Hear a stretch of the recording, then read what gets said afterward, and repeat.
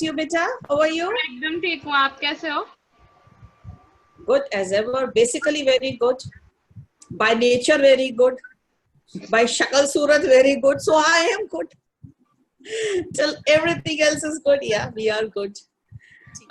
Surviving. And how's everybody else? Good. So there are basically only good things. All right, guys.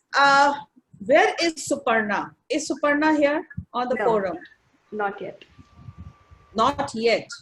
No. Because she has not sent me questions. She has bombarded me with the questions.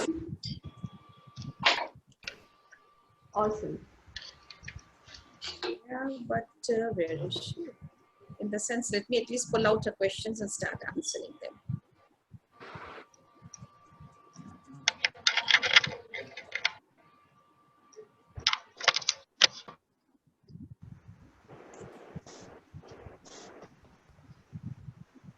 I see Andrea on my screen. Hi, Andrea. Could you please unmute yourself? How are you? I'm fine, thanks. I'm So, glad Andrea, to. how did you get to know about us? It's Aditya. It's a Aditya. Aditya. Yes, Aditya. Budiraha. All right. Okay. All right. And where are you from, Andrea? I'm from the Philippines. Wow. All right. Great. Yeah. So before I start questions from what Suparna has written, because Suparna has sent me very, very heavy questions. And her first thing is, ma'am, can I request you to give a class on karma cleansing in your WOW class? Many lives will be sorted and how to jump out of this karmic account. And she says, why do emotions play an important role in karma? How do we know whether it is karmic relationship? Every relationship starts with love, then how does it become karmic? If we are attached in a karmic relationship, then how do we release ourselves? If we release ourselves and if the person does not want to forgive, then will the person meet again in next life? If a person divorces a person, is the cycle complete or it's left midway? Will post more questions. Thankfully, she didn't post me more questions.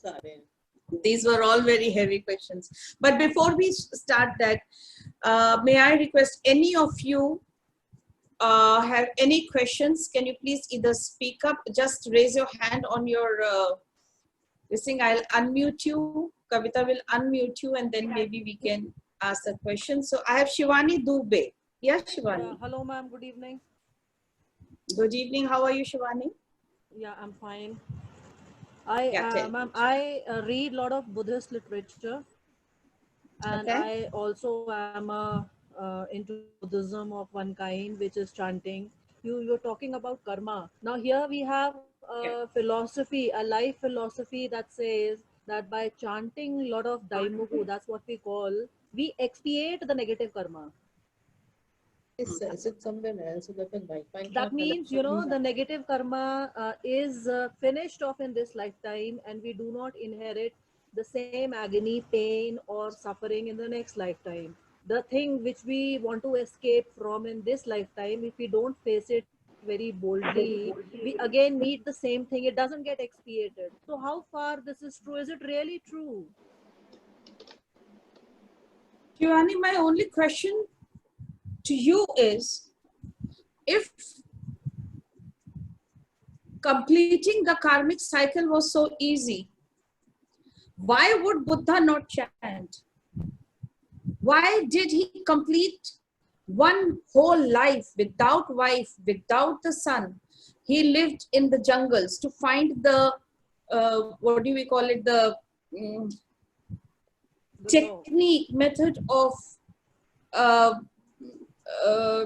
nirvana. Why would he do that? It was very easy for him to have chanted.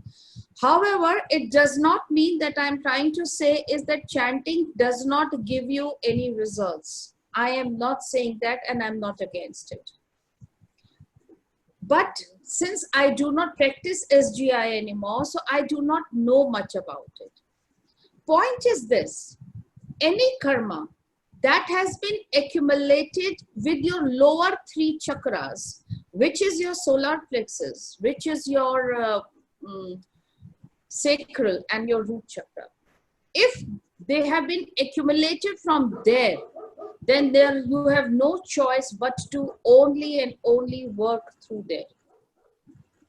You only work, and you have to complete the karma by experiencing it in the body, because these 3 are your body chakras. Absolutely. Okay, you have to experience it, and you have to complete it through these 3 chakras only.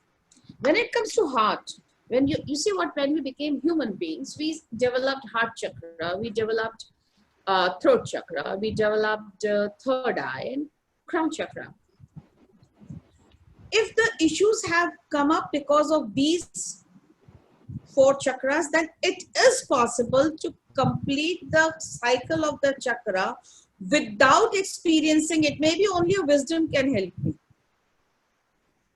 But if it has been, for example, if you have had power and you made other person feel helpless, then you have to complete the experience of feeling helplessness. But supposing somebody does something to you, and as a emotion you have is of a hatred for that person, or you yell at that person. Now these are from your higher chakras. So by understanding how you have hated the person, what hatred is, the wisdom will be good enough, can be good enough to help you to come out of that karma. But if it is from the lower chakras, no, you have to experience it and you have to live it. There is no other way. When we do chanting, when we do all these Reiki or other things, they create the energy around us so that it is easier for us to understand our wisdom. So this is a helping aid, but this is not completing technique. And that's why whether anybody, if you, we haven't had been, there are a lot of people who believe and who have faith in Satya Sai Baba from Bangalore. These are so they know about Satya Sai Baba, that the last 48 hours of his was painful in his physical body. He was on ventilator.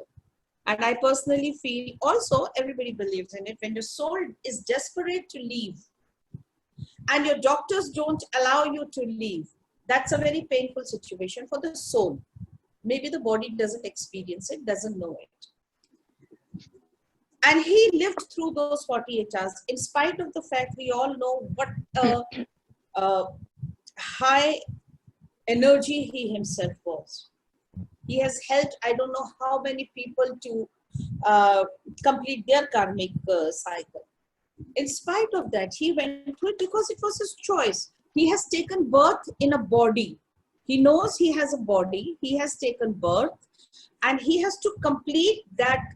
And there is because there is some karma left, that's why he's come on the earth. School again.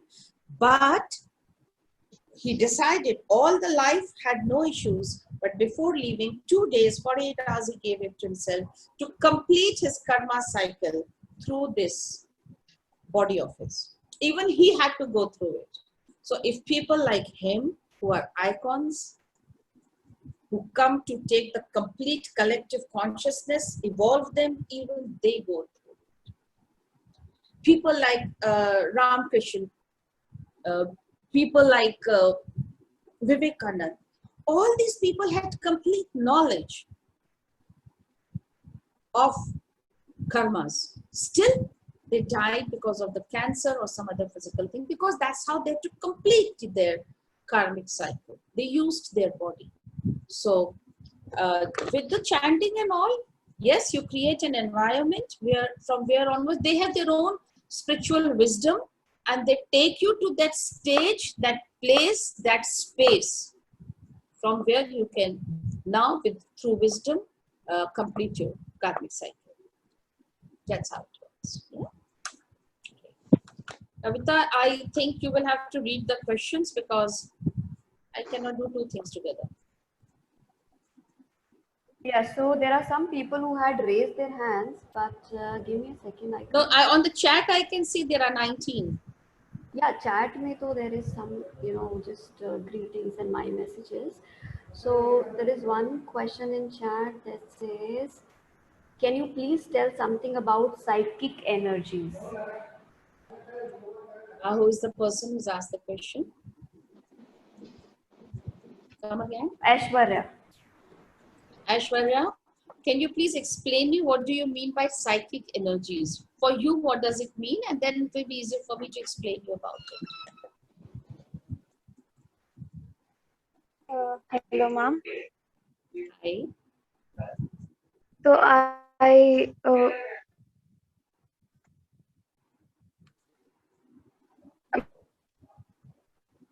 meant like clairvoyant in terms of that. And People who are clairvoyant, who have these... we are to yeah. how each person can be intuitive or psychic, and how you want to become one, how you can be. Yeah, that's what you're saying? Yeah, how yeah. So Aishwarya, people are, and how can we...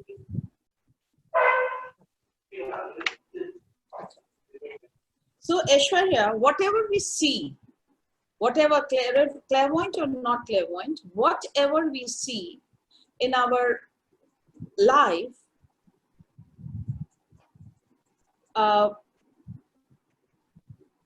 that's an information given to us. So say, for example, I look at you, that's an information. This is Aishwarya, this is her height, this is her color, this is how she looks, this is what she's wearing. All these things, these are informations to me. These informations come to me and I now store them in my memory, which is in my subconscious mind. Okay. But before I store these memories, they have to pass through a filter, which we call critical filter, which is created by our conditionings, our belief systems, our thought process, and all those things. Now, when the information filters through it, whatever the way we perceive it, whatever the filter tells us, that will create an emotion. And with that emotion, I will now store the information. So, for example, like you are not showing me your face, which is okay. But for example, I like the name. Now, when I look at this word Aishwarya, I already have an association with a girl called Aishwarya, who is a very well-known personality.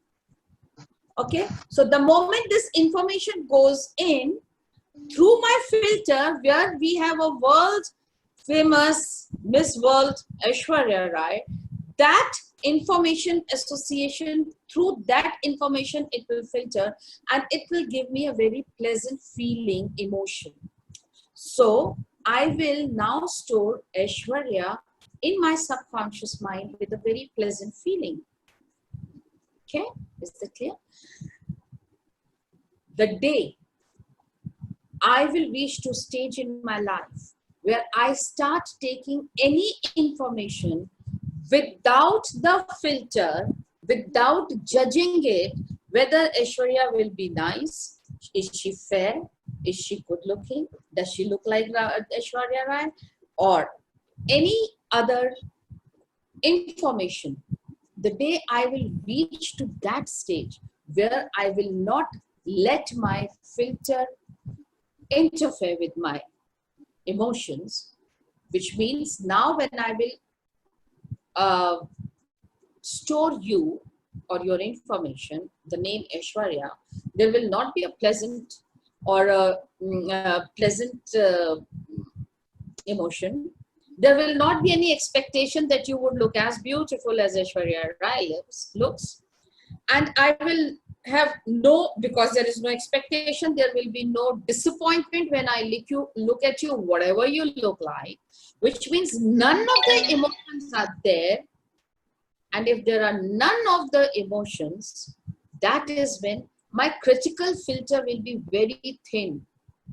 And that's when my clairvoyance, my psychic abilities, my psychic energies, which we all have, that will start working for me. I will start looking at it. I will start listening to it, which at the moment I cannot listen because of my own belief systems. So for example, if my mother as a child has told me, nothing, there is nothing like this, there are no psychic abilities. Everybody is human and humans don't have this extra psychic abilities. Then even if I have a feeling,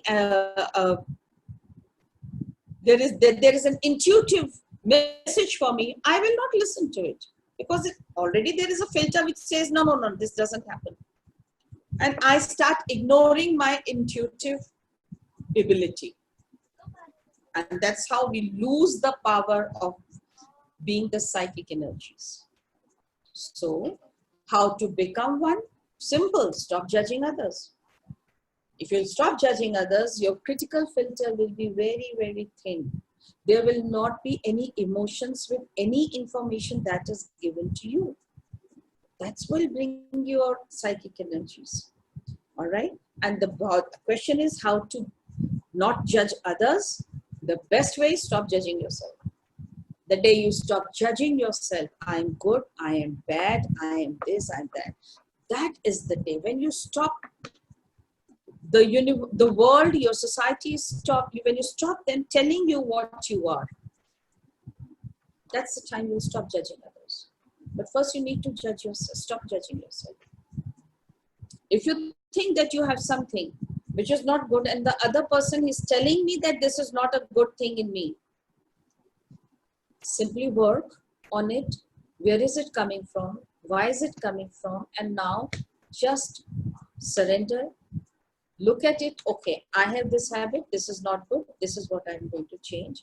I watch it without having any emotions, without getting guilty, without getting angry on yourself, without getting angry on somebody else because of whom you have got this habit. That's the day your critical filter is now getting cleaner. That's the day you will start judging yourself. I'm not saying don't do introspection. Please do that. But don't judge yourself. Which means when you're doing introspection, please do not. Problem is we become justice ourselves, judges ourselves. We make the judgment and then we make the punishment also. Convict kar dete hain apne aap ko. We have to stop that. Because I am so bad, therefore I deserve this. And this is how what we do with our bodies and this is how we do with our emotions and mind. Don't do that. Just introspection. Check where is it coming, what to do, what is it teaching me, is it over? Move ahead in life. That's how you will become this. I just saw this Tamanpreet Arora says, so currently it's gone. It was on my chat box. So, she's saying, so currently I'm experiencing severe anxiety and I think the root cause is because of my past, but I'm not able to figure out where exactly it has originated from, even though I have done some forgiveness practices who have hurt me and have healed according to me, but it is still there, deeply rooted. So what the person is saying is, I'm experiencing severe anxiety is there, but he doesn't know the root cause. Yeah, because where is of it my coming past. Where is it coming? But he is aware that it is because of his past. And where exactly is originated from, even though I have done some forgiveness practice who have hurt me. Now, again, whenever there is anything therapeutically happen, whenever the healing happens, it happens on two levels. One is on the level of your wisdom and other one is on the level of your cell memories.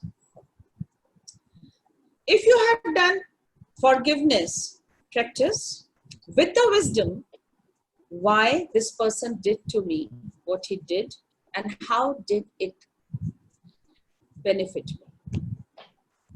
Nobody will do anything in your life unless it is benefiting you, because nobody will do anything in your life unless you permit You that allow. person. You allow. Yes. Yes, unless you allow. Okay, if you have given the permission, only then it will happen. But point is this: if you don't know why you have allowed, you cannot disallow. Therefore, you have to have the wisdom. And you have to have the wisdom. Why did you allow? How did it benefit you? Unless it is going to benefit you, why would you allow? Sometimes we make these permissions that we give are on the soul level. So when you come down on the earth, school, you misplace your blueprint. You don't know where it is. So you cannot read why I allowed this person to do this to me. And then you continuously filter it according to your own understanding, and you keep creating emotions with that person.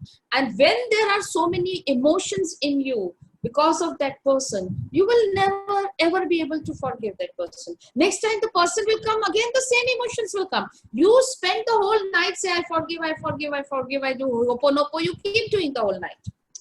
Unless you have the wisdom why this person has done what he has done, you will not be able to forgive that person, because the emotion is still inside you.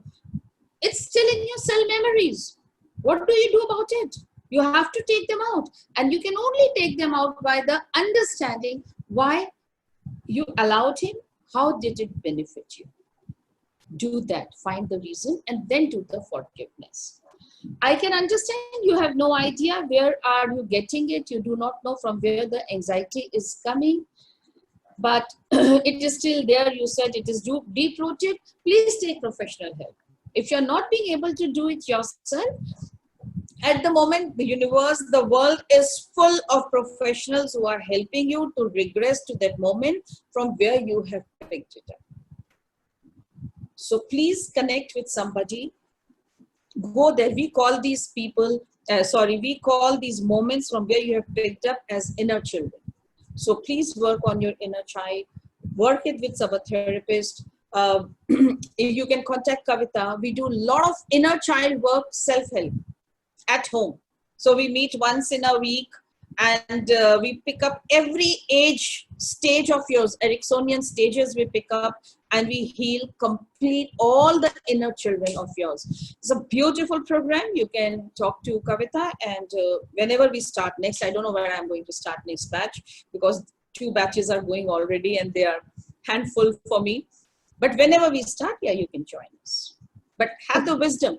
Whoever is giving you anxiety, or even if you don't know from where the anxiety is coming, it doesn't matter. Just sit down and say, what is it teaching me? How is it benefiting?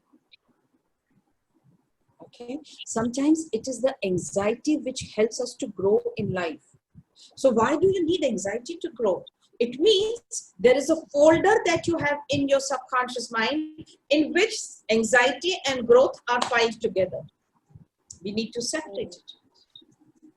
It can be that reason. That's why you will have so much of anxiety.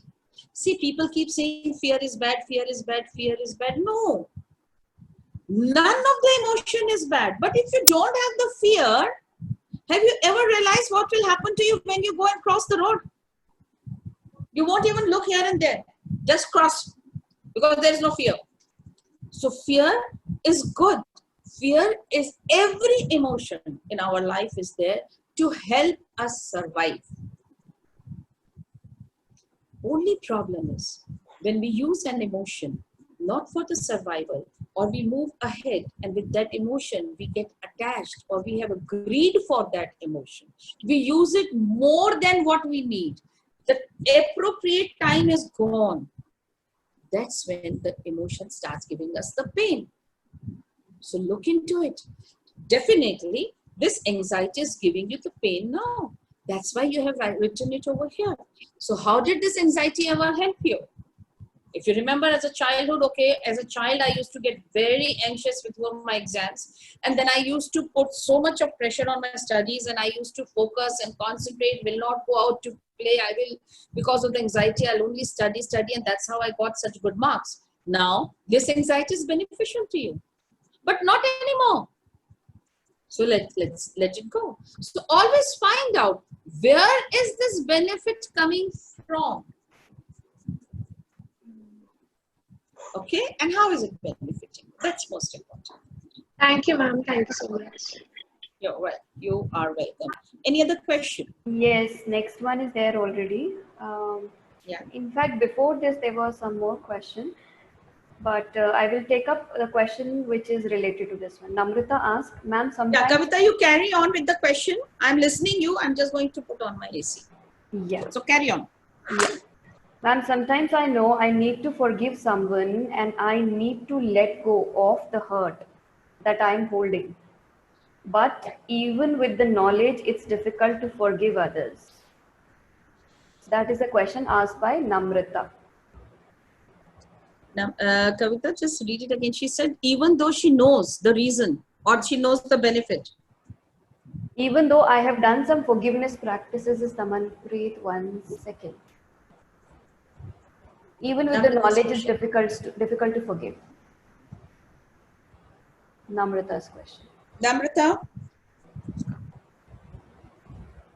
soul has all the knowledge. Remember that.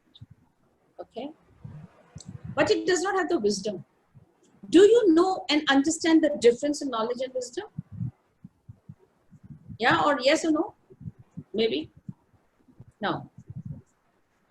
We all have the knowledge that when you get married, your freedom goes away, and it is not an easy thing to handle it. Okay? And life becomes different. We all have this knowledge, right? We still go ahead and get married. Why we go ahead and get married? Because I have to experience it myself. I don't care. My brother told me, don't get married. You'll get stuck. Then my mother also told me. My father told me, so knowledge is there. But I want to experience it. And the moment you experience, you get married, you have now the wisdom. That's the wisdom. Now you're a wise person. Yeah. Yeah. Now you're a very wise person, right? So wisdom comes when you experience. Your soul comes on this earth with complete knowledge. It has the blueprint. Don't forget that. It knows what is your plan for this life. What is it that you have to do? What you have to achieve? What you have to contribute? Soul knows everything. But it is knowledge. It is not the wisdom for the soul. To convert it into wisdom, it takes a body to experience. That's why soul takes body. To experience, because we can experience every single thing only and only through the body. Otherwise, you cannot experience. Nothing you can experience without a body. So, soul takes the body to experience what it already knows, to make it converted into wisdom. Now, you are right that when you say that I have the knowledge, but maybe not the experience. And therefore, even though you have knowledge, you're trying to forgive people, you're doing the practice, you're not being able to get the fruits out of it because you have actually not experienced it.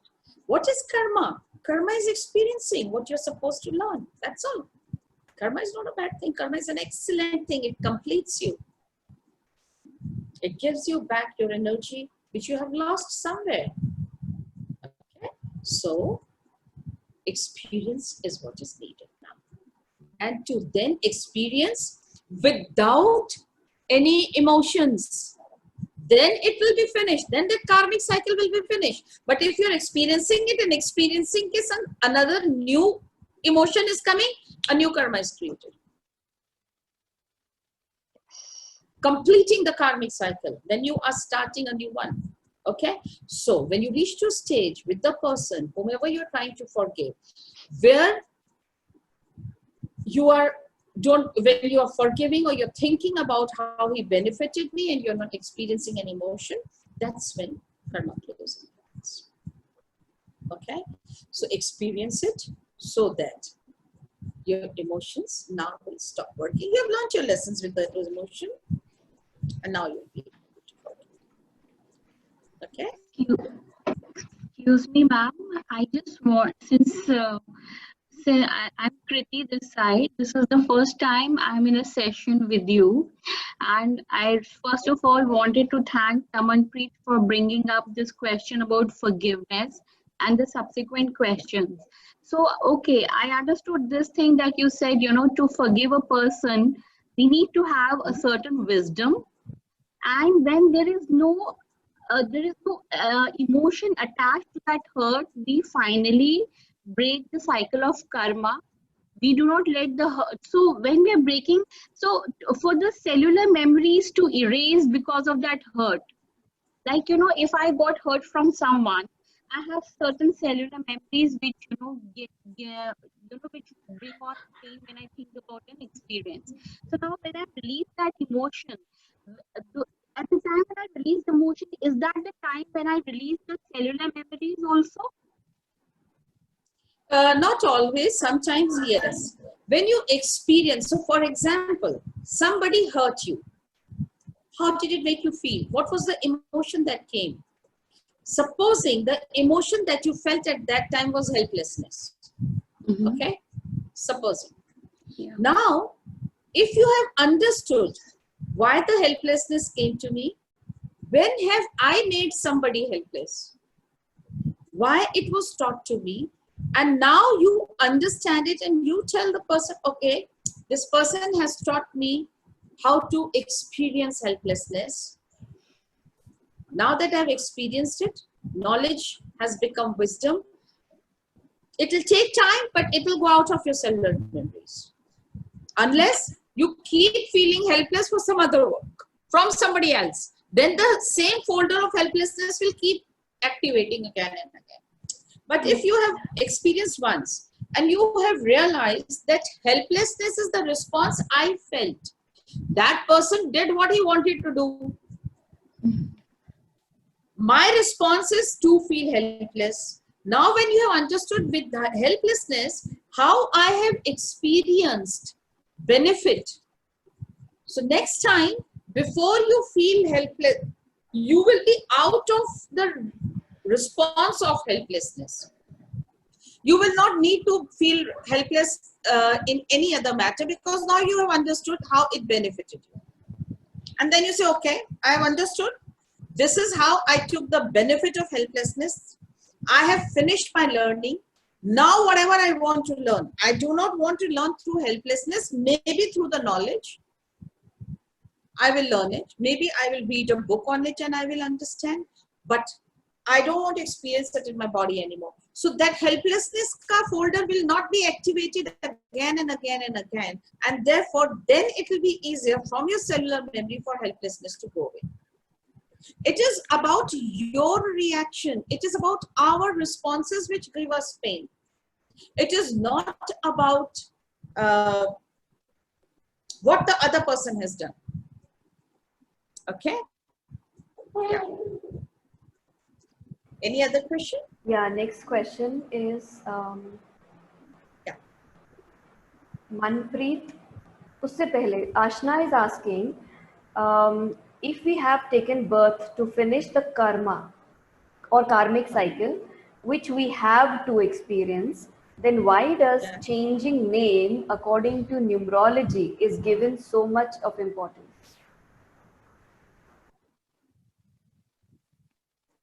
See, Ashna, every modality is a science.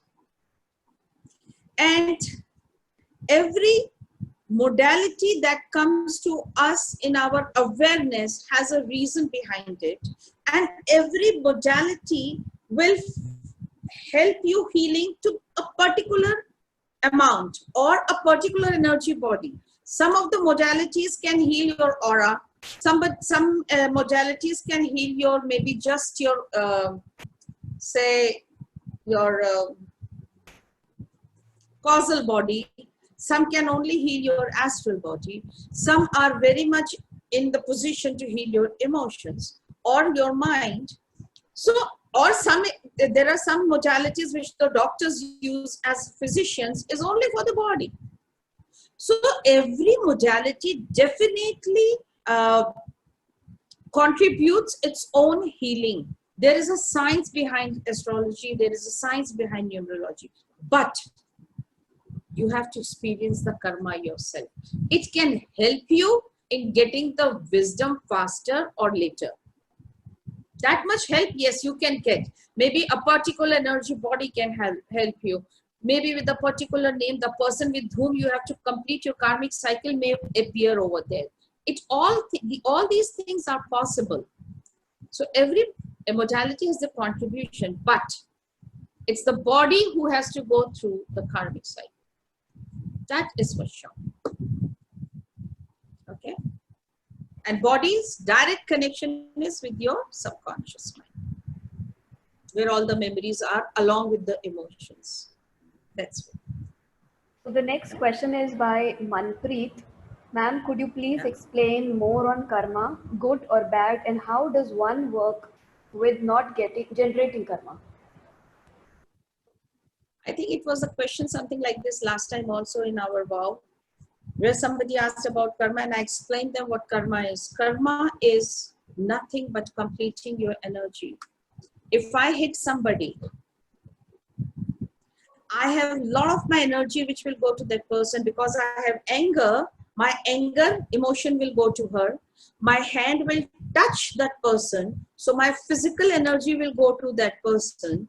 And because of this slap that I have hit the person will have feel humiliated. That humiliation is an emotion and a state of mind which that person will feel. That is also my energy. So a lot of my energy is with that person. When the karmic cycle, how will it finish? When she will give me the physical energy back, when she will give me my anger energy back, and she will give me back the humiliation. Complete karma. So how can she do that? Simply she gives me a slap back. So I get my physical energy back. If she is given with anger, I get it back. And now I am feeling humiliated because somebody has hit me. So karma cycle complete. But it doesn't work like this. Because the moment she hits me back, now I have emotions. And if I have emotions, karma continues. If she hits me back and I say, okay, I gave you, you gave it back to me, it's okay, done, finished, story over. I have no more anger for you and I finish it here. Which means now it's a kriya, there is no emotion in it. That's when the karmic cycle is over. So karma is to complete you. It is to bring your energy back to you. Otherwise, just imagine if I give slap to somebody and that person walks away from my life. The person will take away my energy. I need to get it back. In not living this life, then probably the next life. That person will come in my life probably as my school teacher. And even when I am not cheating, she will feel that I am cheating and she'll come and give me a slap back. Here comes it. Back. Okay. So karma is to complete you. Think it this way. Now why? That's why in Hinduism it is said, if you want your energy back, good energy to come back to you, then please contribute good. That's the only thing. No karma is good and no karma is bad. Like I said, fear is good and fear is bad. Everything has two sides of the coin because because on this earth we live with duality. There can never ever be a good side of anything that you do unless there is a bad side of it, which we judge as bad, which is according to our filter. I decide what is good and what is bad. Maybe what is bad for me is very good for you. So depends what is your position? Where are you standing? From where are you looking at your action? And what is the emotion with it? That will decide whether it is karmic or not and if the karma is good or bad. Okay. Next question she asked. Next one is, how does one break free from the cycle of birth or death?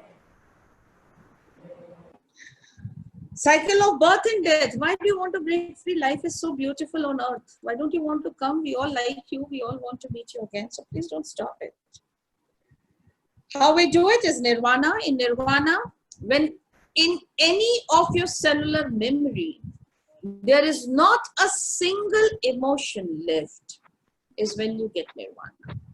Because then you carry your every cellular memory back with you. Not a single element out of 5 elements of the body are left behind. Then you get nirvana. And that's when you can come out of this. Samadhi. Yes. So, for example, if you see people in India, I know people in India about whom we know they got the nirvana was like Guru Nanak or Kabir. When they died, or Christ. When they died, they took their bodies. Nobody could find their body on the earth. They were only flowers. Right? So, took away the body. All the 5 elements went back with them. No need to come. But it is only possible if there is no emotion. And the person who taught us what is nirvana, that was Buddha, himself could not achieve nirvana. Buddha died with food poisoning. And why he couldn't get nirvana? Because when he came back, after getting the knowledge and enlightenment, when he came back home, his wife asked him, was it important for you to go to the jungle to learn this? You could have done it staying here with us. Why did you have to? Why? Because of you have to complete your life path. I had to live a life of a widower. My son had to live a life of an orphan in spite of the fact that his father is alive. Why? So simple thing is, if you have your life plan to go and find enlightenment, don't get married. When the time came for marriage, you didn't have the energy to speak up, the courage to speak up. You got married, then you have a child also, and then suddenly you decide to leave us and go. And Buddha said, yes, I am guilty of you both. I believe in it. I know I am culprit to you both. I owe it to you both. And that's why Buddha never got nirvana. Out of 108 crown chakras, small chakras, petals of his crown, 2 were left open. Oh, sorry, 2 of them were closed. Rest of them were open. Because 2 emotions of guilt were still there. Okay? If you can reach to a stage where there is no emotion at all, anywhere in you, in any of your cellular memory, yeah, why not? Finish it. But why do you want to finish it? If you will finish it, how will you enjoy our company sitting here talking to us? Yeah.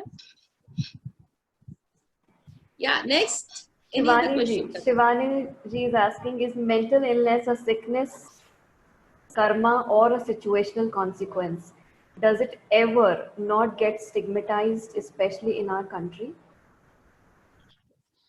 So there are 2 things we are talking about. One we are talking on the soul level, and the other one we are talking on the social level. When it comes to social level, soul level, yes. Many reasons to have a mental sickness. I'm sorry, yes, I'm interrupting. Yeah. I'm sorry, can you please repeat the question? I'm Ashna. Oh, it's in the chat box, Ashna. You can see it. It is written by Shivani Dubey. She says, is mental illness a sickness karma or a situational consequence? I'm answering this one first. Okay. So definitely, very karmic, very karmic. Okay. So in one of the, I can give you many examples because we have so many cases that we get, and from our therapeutic modality, we can give you many examples. For example, in one case, there was a case because that person died at the last moment, death moment, that person had got the shock from the electric current. And he had no clue what's happening in that person had no clue what was happening in his life. He just died with the shock. His whole energy had scattered. He had no clue what was happening. And when he died like this, and next time when he takes birth with the same energy. One case, mental sickness. Yeah, if there is so much of pain in your life, in one of your suffering in life that you want, oh God, this whole pain came to me. I felt so hurt because I had a mind to experience it. I don't want a mind to experience it next time. These are the people whose critical filter will not develop. And people, when your critical filter does not develop, you behave like a child all your life. We call it mental illness. All right. Many other reasons can be the reasons for this karma. So this is on the soul level. Second question is about a society. Of course, it is going to change. It is changing.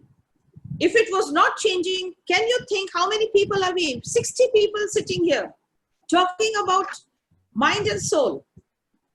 Have you ever thought of it in your parents' time? Where so many people will sit and together and talk about it on the same platform? No.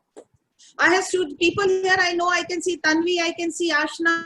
These are small 19, 20-year-old girls.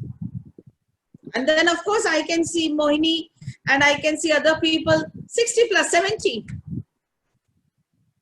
All of them on the same platform, talking, thinking, same way. This is a revolution. This is an evolution. And it will change. It is changing. If you go on your Facebook, on your social listing, you will see so many groups on mental issues. There is a group completely for bipolars. There is one only for narcissism. There is a group for every mental health issue, there are groups and people are talking. So it's a beginning. It will. Socially, yes, we will. Yeah, go. The next one is from Garima. How can the hurt, the domestic abuse, the emotional abuse, the cheating, the lies happens to someone because she allows it, and how is it benefiting her? If she is in a situation where she has a small child and parents are not supportive, plus she has seen domestic violence being meted to her mother as well. Yeah, 100% has to. She has seen it somewhere. She believes in it. She has a belief system that men beat women. If that's the belief system, it will come in her. In it, it will not happen. So now, where has she experienced before? It can be with the parents, your neighborhood, a movie. From somewhere you have got a belief system. That's why it has come into you. But in a family, if a father is beating a mother, there are two children. One of them will be affected by this, and this person will invite a wife beater as a husband in her life, but the other sister will not. Why two different people? Same situation, same environment. Because one of them had to complete her own karmic cycle with the person who is abusive. So she will go through with that belief system. And then because of that belief system, now you will invite and you will start the pattern. The other sister has not made it, same experience, but has not made it her belief system. Her response is different. And her response is, I will not allow my husband to touch me. This is not called for and I'm against it. She will not have a husband who will come and beat. That's one answer. But there are many, many reasons. So belief systems, of course, karmic completion. About the child, why the child is going through it. Why would you take birth? Remember, souls choose parents. Okay? Why did you choose parents in which the father was beating the mother? Because you had to complete your own learning through that. And similarly, if your child has also picked you up as a mother, your womb has been chosen by the soul, because that child also has to experience something, learn something from this violence, completing it. Maybe this is the child who will make sure that the father doesn't beat when he grows up. Maybe this child will also learn to beat his wife because he believes that's what he has seen. That is a pattern for him. Maybe This is a child who has come on this earth to experience violence and still not attach his emotions to it. In a Buddha energy or theme. Maybe that, I don't know. But remember, if a child has taken birth from a womb of a woman whose husband is violent, then the child is also learning something. Now, question is this: should that person continue just because it is a karmic cycle? If you continue experiencing violence just because it is a karmic cycle, the next life, be ready. It will be the same story. You have to finish the pattern. That's why you have invited the violence in your life. I complete my karmic. Maybe in that life I hit you. Maybe. But that's over. This is now. Here and now is what you need to work on. The past is to give you knowledge. But wisdom will come from here and now. So whether giving it back to him, leaving him, or whatever you have to do it. This is here and now. You are supposed to take a thing. Only thing is, it would be a nice thing. You can make it a complete karma completion. It will happen if whether you leave him or you give it back to him. In both the ways, emotion should not be involved. If you leave him with a victim mode, you will stay a victim all your life. Your son will do something like this again tomorrow. Your daughter-in-law will make you a victim and you will live with the victim mode. But if you understand what he's doing, why he's doing, and now forgiven, finished story, I choose to move out of this house without any feeling of revenge for you or anger for you. Work on your emotions. There are many modalities these days to work on emotions. Work with it and leave the house. Then the karma closing will happen. Because now it's kriya. There is no emotion in it. That's closing. It is not about whether you should leave the house or not. People say, oh, you escaped from a problem and you went away. Yeah, so what? Fight and flight. Both the responses are given to us by the same God. Use your intellect where you want to use fight and where you want to use the flight. If a lion comes in front of you and you want to fight because your mother says, you know, only very weak personalities run away. Then, sweetheart, it's a go, bye-bye to you. Whatever your fighting skills are, you're gone. Use intellect because intellect has been also given to you by the same God. So use it where to respond how. So leaving the house, going away, starting your life fresh is not escapism.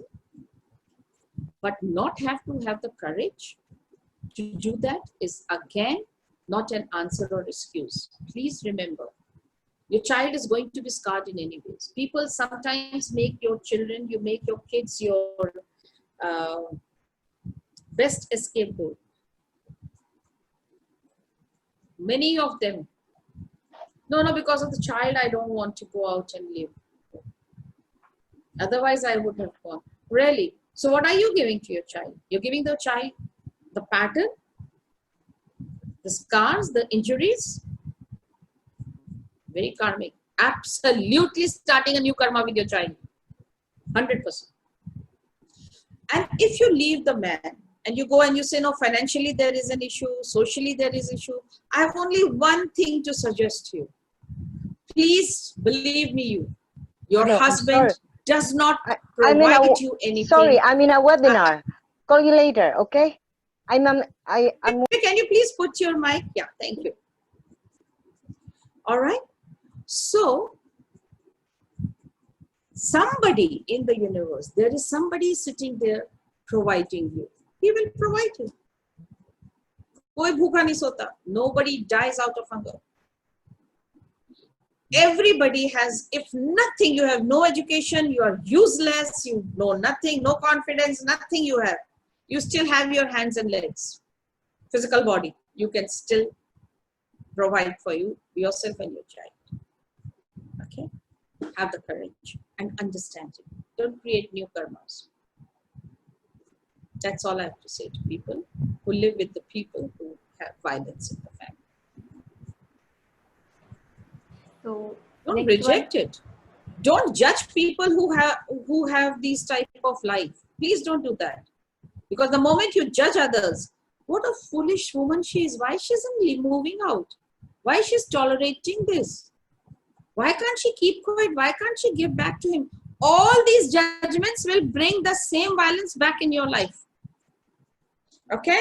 So don't judge others. Accept them the way they are. If they are not going away, they are not leaving the family, they are not leaving the, the person who does this violence, don't judge them. Help them, encourage them. If you want to, you can. But don't judge them. How can she live with such a man? The moment you say, how can she live with such a man? God will send you a man and tell you, this is how she lives with a man. And then it comes on to you. So be careful. Yeah, next question. Next question is by Prachi. Dear ma'am, is it required to remain detached to good and bad? If yes, how do we do that? Yeah. Stay detached in the sense, please understand people, stop judging others. If somebody is doing something which may not be correct for you, don't judge that person that he is doing is wrong. He may be different. You see, problem is this, that we are always taught in our lives that either we are right or we are wrong. What we are not taught is that two people can be right and they can still be different than each other. Two different people with a different thought process, with a different actions can also be right. That is what we need to teach our children.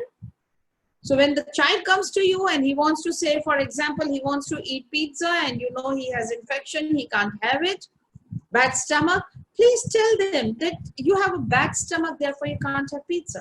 Because the child is going to negotiate and say, no, but how can the younger brother have it and I cannot have it? We just tell the child, oh, he's bad, you are good, you don't take it. But that's not what it should be. Because if he is taking pizza, because his stomach is okay, this is what you explain. It's okay for him, at the moment, not okay for you. When the right time comes, you can also have pizza. If you teach your children that different circumstances can be right for the different people, we don't have to judge them as right or wrong, then probably our next generation will be. Yesterday, in any case, the new consciousness is very much beyond judgment. Very much beyond judgment. The way this new consciousness has taken Corona is amazing. How beautifully they have taken it, accepted it, moving on with life. No judgments, no anger, no emotions. Older consciousness has more of the problems. So new generation is coming out of it, and that's what it is doing. It is the need of the new generation for all of us to change our thought process. That's why we all are sitting here today. Because they need the shift in our thought process. We don't need any shift in our kids' life. They're perfectly all right. The new generation is good. Yeah. So since I don't see Kavita here now, okay, she's here. Yeah, Kavita, next question. What happened? Yeah, are we on to the next question now? Yeah, we are. Yeah, So you lost your speaker, or? I was just figuring out how to change my position because of the lighting here. Okay, so the next one is from Pallavi ji. She wants to know how can she know more about the subconscious mind, her subconscious mind. Pallavi who? Dubai, Pallavi Sharma Hussain. Hi, Neerja ji, Pallavi. Hi, Pallavi. Pallavi, आप तो चिराग के तले अंधेरा है, आपको क्या बताए? You live with a person and you are such a good friend of mine. Yeah. And I only talk about subconscious mind. I only teach subconscious mind, and you're saying, how do you know more about it? Because I feel there is a lot to know. It's a deeper subject. Keep in touch. Yes. It is. Keep in touch. That's all. All right. That's the only way. However, there is a very beautiful book by Dr. John Kappas. Mm-hmm. It's called Hypnosis Manual, Kavita. Professional hypnotism manual. Professional hypnosis manual. If you can find it, please read it. This is a beautiful book which talks about subconscious mind. We have courses, we teach subconscious mind, we expertise. Kavita does it, she does level 1 and 2, I do 3 and 4. Yuvraj does, our director does the 5th level. We talk about it, we explain it. There is another course which is coming up on this Saturday, Sunday, which is called Radical Crystalline Mind, where we talk about the new way, the new consciousness, how their mind is working, how their structure, base of the structure from carbon has shifted to crystal. Their DNA do not has 2 strands anymore. They have multiple strands. And that's what we teach in Radical Crystalline Mind. Join that course and read about it. Go on the Google, write down subconscious mind. There is so much stuff. I try to read about it, but I always feel like if I get to have a proper medium or a path, like a professional help like yours, it will be more easier and more systematic to know about it, rather than, you know, sometimes a lot of knowledge also confuses you. You're like, ye pade, so that is why we need gurus in life, na? Exactly. That's why we need gurus in life. GPS. You know where you have to go, but you still need a GPS to guide you how to reach there. I agree. Yes. That's what that's why gurus are. Yeah, that's what I'm saying. So that's what gurus are. Gurus are there to guide you how to reach where your manzil is, where you have to reach. We all know where we have to go. I know from Delhi to Lucknow how I have to reach. I know. But I still will put on a GPS when I start my car, because it will guide me through each and every correct lane. Yes. So, yeah, join the courses. That's only get in touch with you, Neerja ji. Yeah, sure, do that, please. All right. You tell me and then you forget. And then I call up and get in touch with you and then you again forget. You disappear. Sorry.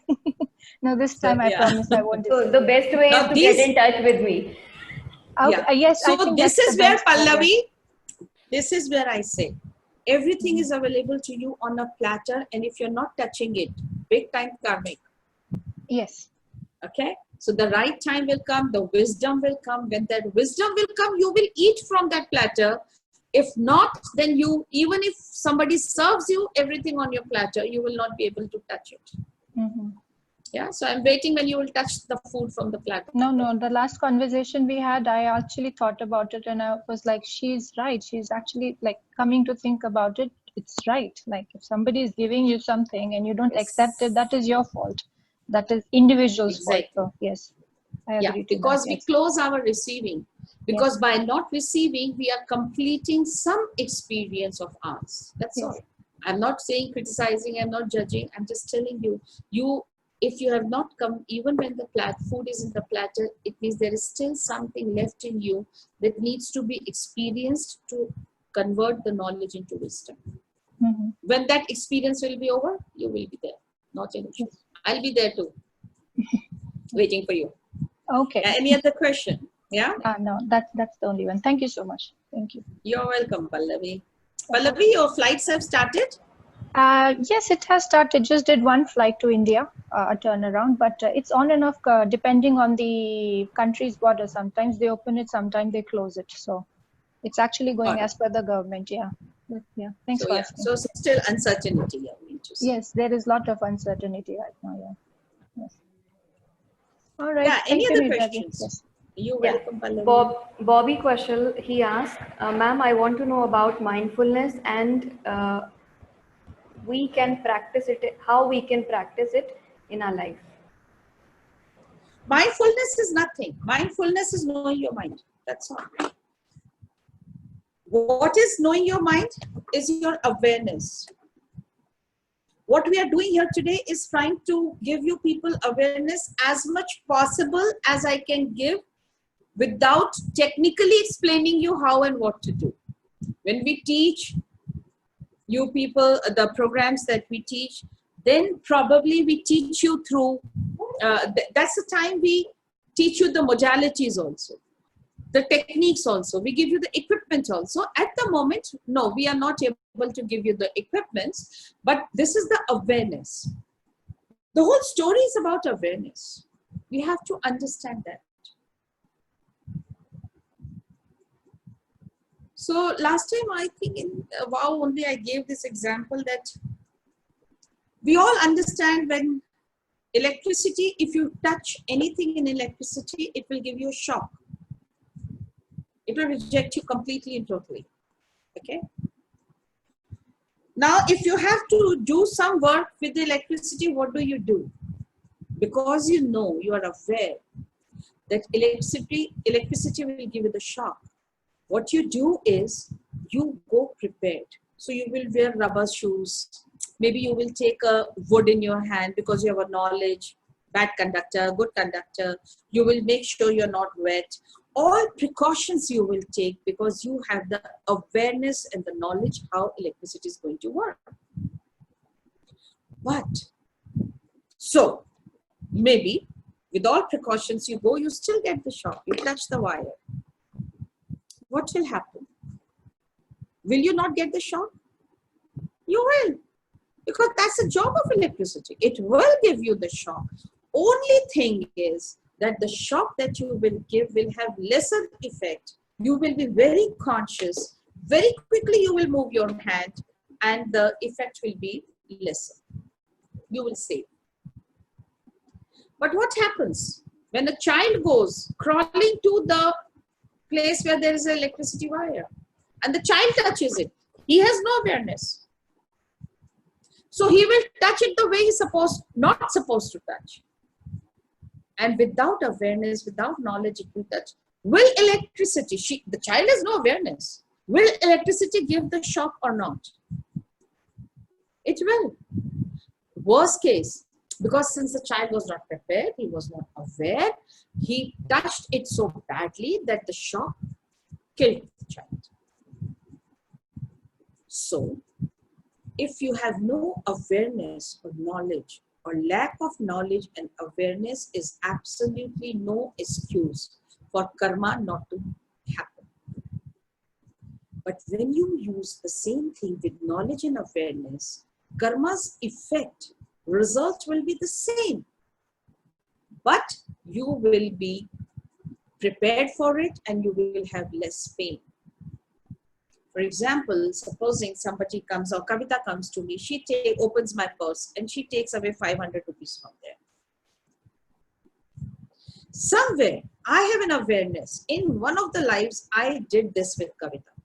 I know, I'm aware Kavita has no idea.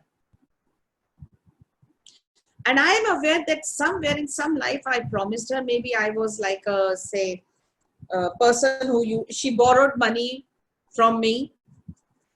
And I took, she borrowed 500, instead of 500, I forced her to repay me 1,000 rupees. She gave it to me. She's hurt. I never meet her again. At the time of my death, I remember she was such a good friend of mine, just because of 500 bloody rupees. See what I did to her. I missed her.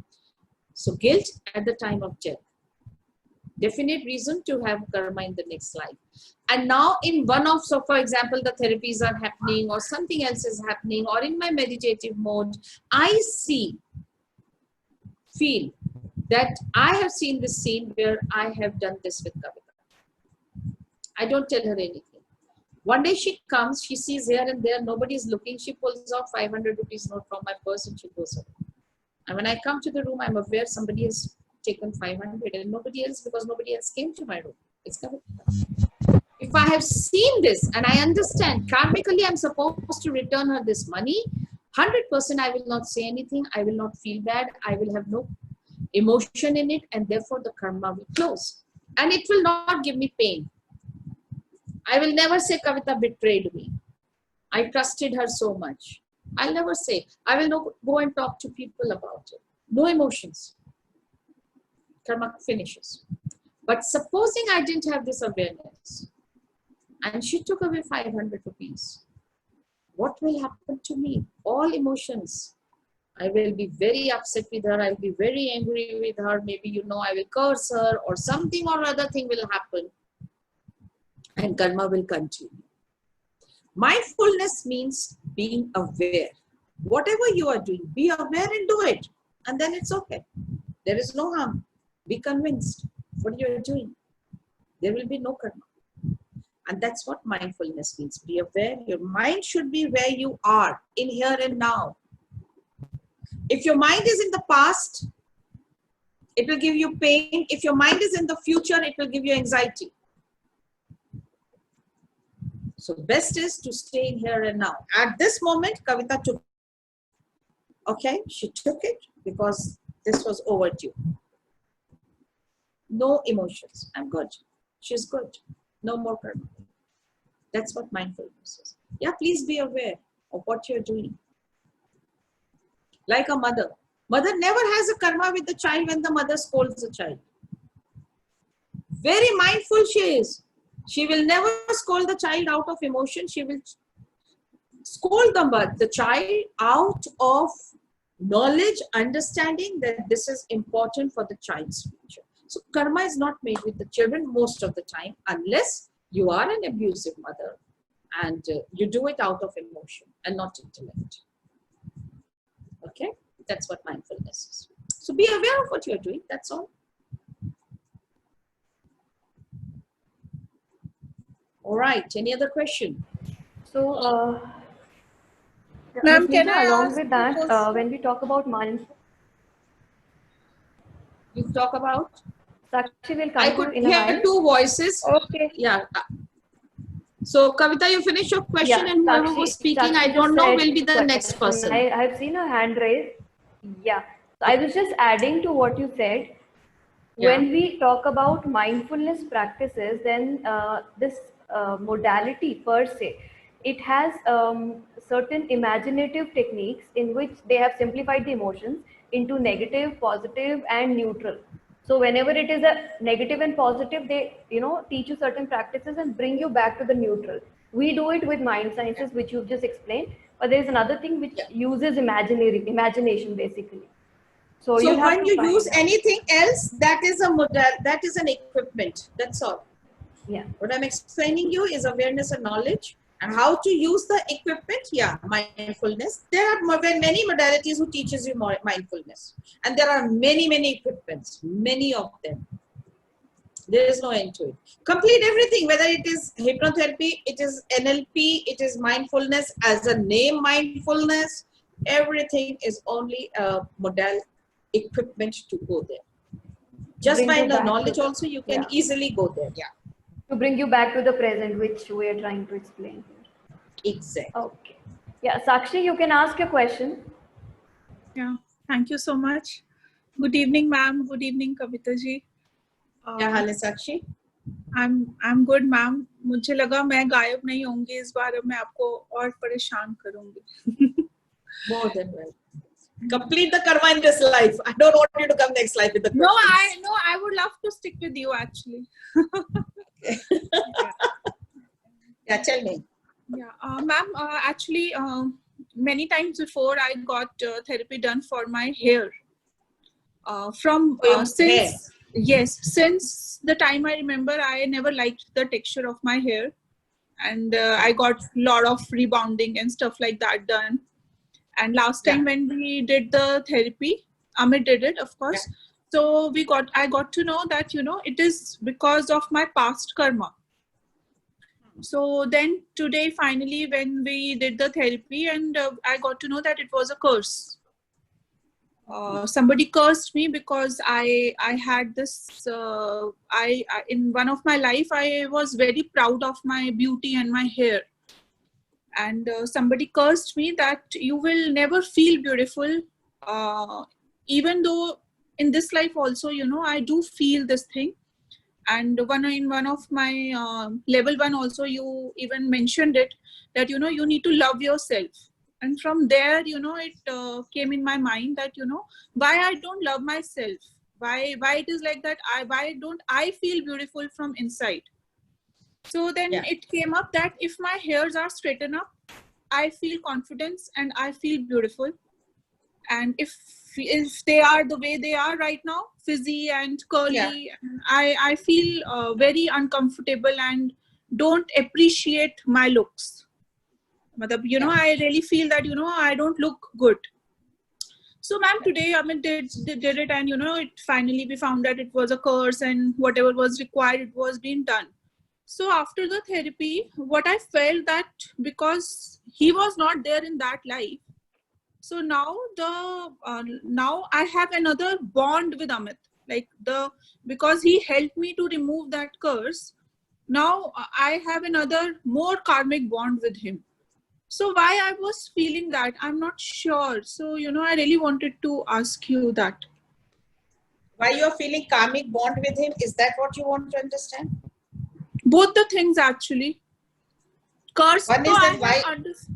Cursed, I have understood, ma'am, that because of what somebody cursed me, and now it has been taken back, and but I want to know why I was feeling that I have more and now because he helped me to remove this curse, now I have more karmic bond with him. As husband, I do love him, but I don't know, this feeling was coming out because I'm not paying him, right? Like a therapist. Yeah, good. Please start paying him.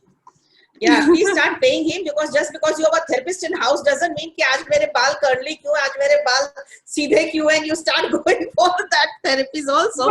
But whatever it is his karmic. Yeah, I know it is troubling you. So many things I have to speak here. Of course, your questions are only on 2 points because you may be knowing the answers for many others. But since everybody is on the forum, I will just take this case and I will not talk about many things on this. First of all, one thing is very clear. Anything that you reject in your life will become a karmic burden on you. Rejection is the biggest reason to create a karmic chain. Anything that you reject will come back to you till you don't master it. Whether it is a person, it is a circumstances, it is a part of your body, it is a event, it is a feeling, it is an emotion, anything. Rejection creates maximum karmas. One. Second thing is, Sakshi, that all our karmas are entangled in our hair. Okay, and that is the reason you will see most of the pandits, most of the Buddhist monks and all, they remove their hair. When a child, a boy is born, we remove the hair. The whole idea is that whatever karma you get from the past, close it, finish it, let it go. But that is the reason why this procedure or rituals are done, including the moment a man dies in our Hindu rituals, the woman's hair were removed, which means now your karma with this man is over. Because as it is, you have created a karma with this person by marrying him, and while taking Fera saying 7 lives I will be with you. The moment all promises, all curses, all oaths, all vows are karmic in nature. Okay, so to remove it, these karmas, these oaths, these things, therefore when a woman would lose her husband or you lose an elder person in your family, the whole idea was to tell you, complete your karma with this person, it's over. So when elder person in the family will die, the youngsters, boys will remove the hair saying, your karma is mine, your karma entanglement goes back with you. I inherit your property, yes. I inherit your name, yes. I inherit your DNA, yes. But karmas, you have to handle it yourself, I will not. That was the reason for this ritual. So you understand? Hair is there. So when you lose hair, definitely, please be very happily let it go, because it means now karma cleansing is happening with somebody, something, or whatever. Evolving, you are evolving. So we stop rejecting this, and this is for everyone. Now, definitely there is a curse in this case because you had in-house therapist, he could find the reason. Now, you have removed the curse. Why you feel a special bond for him? Because on the soul level, Amit might have promised you that I will release you from this karma in this life. And he kept his promise. And the moment he did this therapy, and the moment this curse was removed, the strong feeling came that now another, it's like a bucket list, one another tick, he's done this also. So you feel bonded. But this feeling, the bonding with your husband, the moment it becomes attachment, will create another karma. So if you're feeling bonded with him, just tell yourself it's okay. I in any case love him. So if he's done it, I still love him the way I used to love him before. Whatever he's done, it's no obligation on me. This is how it had to be. It was a promise he made to take it out. He has done it. I am thankful, grateful, gratitude to him to complete his promise. So slowly see, instead of bonding, how you can convert it into gratitude. Just by talking, every time you feel the bonding feeling, just convert it into gratitude. If there is no, you are not paying him anything, please go and just say thank you so much. More thanks you will give, you will feel gratitude. That will also be completing the karma cycle. Because, but if it is in your mind, I'm not paying him and he is doing everything, all the therapies for me, then it becomes karmic. So please just go and feel gratitude. That is good enough. Or make him a cup of tea every time after he's done his therapy, if he likes tea. Not that ma'am has said tea, so now you have tea whether you like it or not. And you make it bloody another karma. Whatever he likes, just make it for him. And that's it. That ma'am, I anyways do it. No, that you do in any case because you are the wife. But do little one extra step because I'm the client. But ma'am, today though he made the tea because he wanted me to attend this session.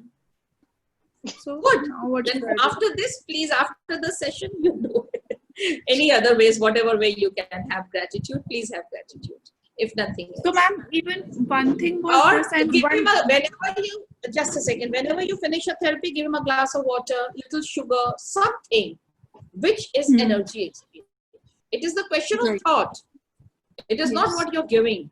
It's a thought. So thought is, if I give him water, gratitude, energy exchange happened. Finish. Over. Story over. Okay. So ma'am, one thing also, after the session popped up in my mind that I should, because most of the time I get my therapies done from him. So a thought popped up in my mind that I should have a proper session, maybe with you or maybe with somebody else, I don't know, to to work on me and Amit, on him and me for a good relationship. Yes. But your relationship, I feel, is very good. Or it is my feeling, you would know better. No, ma'am, it is, to be honest, it has been amazing. From that, it was fine. It got good when we started practicing Buddhism.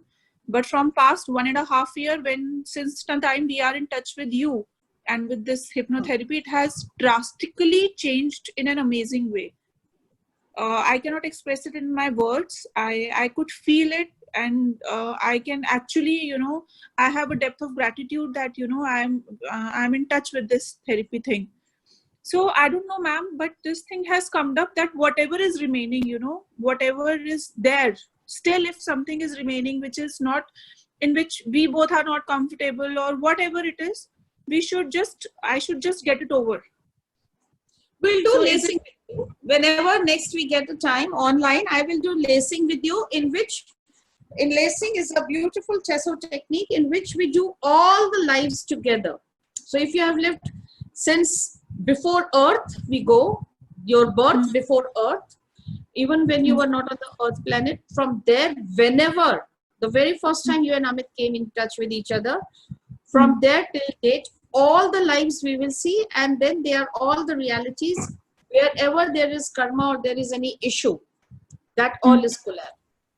So that we will do it, not an issue. Okay. Okay. This July month is only for my therapies. Yeah, I am not doing any workshops. Very little workshops I'm doing in July. So this is only my month for therapies. Yeah, you can call them. Okay, great. So let's finish it off, this thing as well. Yeah. I will not say finish it off. I will say let's complete it off. We have to be very careful with the language that we use. So let's complete it off. Oh, how do I keep my camera. Yeah. This is better. Thank you so All much. right. Ma'am. Thank you. Thank you You're for welcome, listening Sakshi. patiently. God bless you. Yeah. I'm so happy to see Swapnali's face finally. Ma'am, so the way to get over attachment is to give gratitude. Come again, beta. I didn't understand. What did you say? So the way to overcome attachment is to give gratitude. Yeah, to avoid any further attachments. Yeah. The moment, for everything. When you sleep at night, please, first of all, the moment you sleep, oh, I have a bed, I have a roof on my head, there is food in the fridge, gratitude, God. Thank you. This, if you practice this gratitude, this corona, sharona, nothing, nobody can disturb you. No anxiety can disturb you. Just be in the present. While you're sleeping, what is all I have? Don't bother what I need tomorrow. Tomorrow we'll see again. At the moment when I'm sleeping, what I needed today, I needed water to drink, I needed food to eat. If I was not well, I needed a doctor to take care of me, or I needed a medicine. I needed a house, a roof on my head so that when it rains, I don't get wet. Did I get it? Wow, what a day. Sleep. That is gratitude. That's how you will learn to be detached. See, remember, desires are good. Remember, greed is good. Everything is good. Only thing is when it becomes either more than the appropriate time or more than the appropriate quantity, then it becomes painful. Otherwise, everything is good. Needed. आपके अंदर desire नहीं होगी, आप हिलोगे नहीं, उठ के घर से बाहर नहीं जाओगे. So desire is good. Okay. Yeah. Okay, ma'am. Yeah, definitely have a lot of gratitude what you have. It will make you feel, then you will be with your mindfulness. Okay. The next question Any other is, question? Next question is by Manpreet. How can one heal and balance masculine or feminine energies in the system?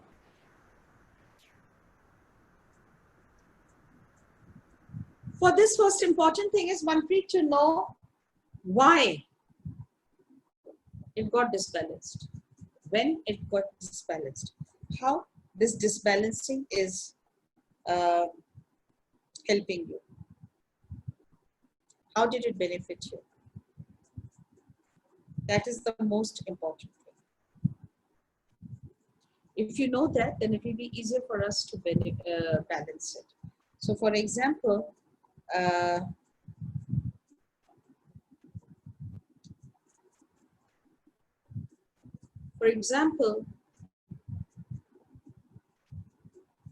you are a young girl, 2 sisters, 3 sisters, whatever. Father is very weak and unwell when you are born.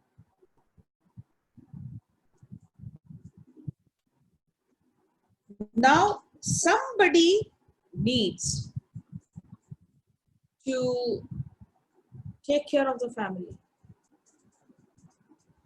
You are a girl, and now you are the one who is going to take care of the family for providing. So at a younger age, you start taking tuitions, you become stronger, you start protecting your sisters. Nobody can say anything to my sister, nobody can say anything to my mother. What means is, because the father is weaker, you have taken his role play, which means now you're working through the masculine energy of yours. Providing and protecting is the masculine nature and the duty. Like nurturing and procreating is the woman's duty. But for certain reasons, because there is absence of masculine energy, now you start behaving like a boy. You start providing, you don't allow anybody to say anything to your sisters or your mother, and now you are with the male energy. Why did you get it? So that the family is benefited. You're taking care of your responsibility. And it is good. There is no harm. Now when you grow up, everybody settles, sisters are on their own, mother is also okay. Now you get married to a man. Now this man is man enough. He can provide, he can protect.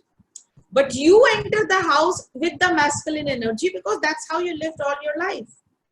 You didn't realize that now when I'm getting married to a man. And if another man enters the house, it will be a gay marriage. So two men, power game. So before getting married, if you did not take out your masculine self back and brought your feminine self in front, because we all have masculine and feminine in us, ardhnareshwar. God has 50% men, 50% woman's energy. So has we. That is the reason if a woman dies, some fathers are excellent nurturers for their kids. They look after them very well. Why? Because they had that nurture feeling. They know it. They use it. They have the tendency. Similarly, if a man is not there, sometimes the mother becomes a very strong personality and takes care as a father. Because we all have man and woman in it. It is the position is that for a woman, the feminism should be in front and the masculine energy should be at the back. Only bring it out as and when needed. If you're going on the road and some man is misbehaving with you, bloody take out the man in you and give it back to him. You need it there. There you cannot stand like a woman, oh no, please don't do me, protect me. It won't work. Similarly, if there is a man who has his nurturing habits, he comes back in the evening, takes the child, picks him up, or feeds him, or talks to him nicely, that is the nurturer self of the man. He should do it when the child.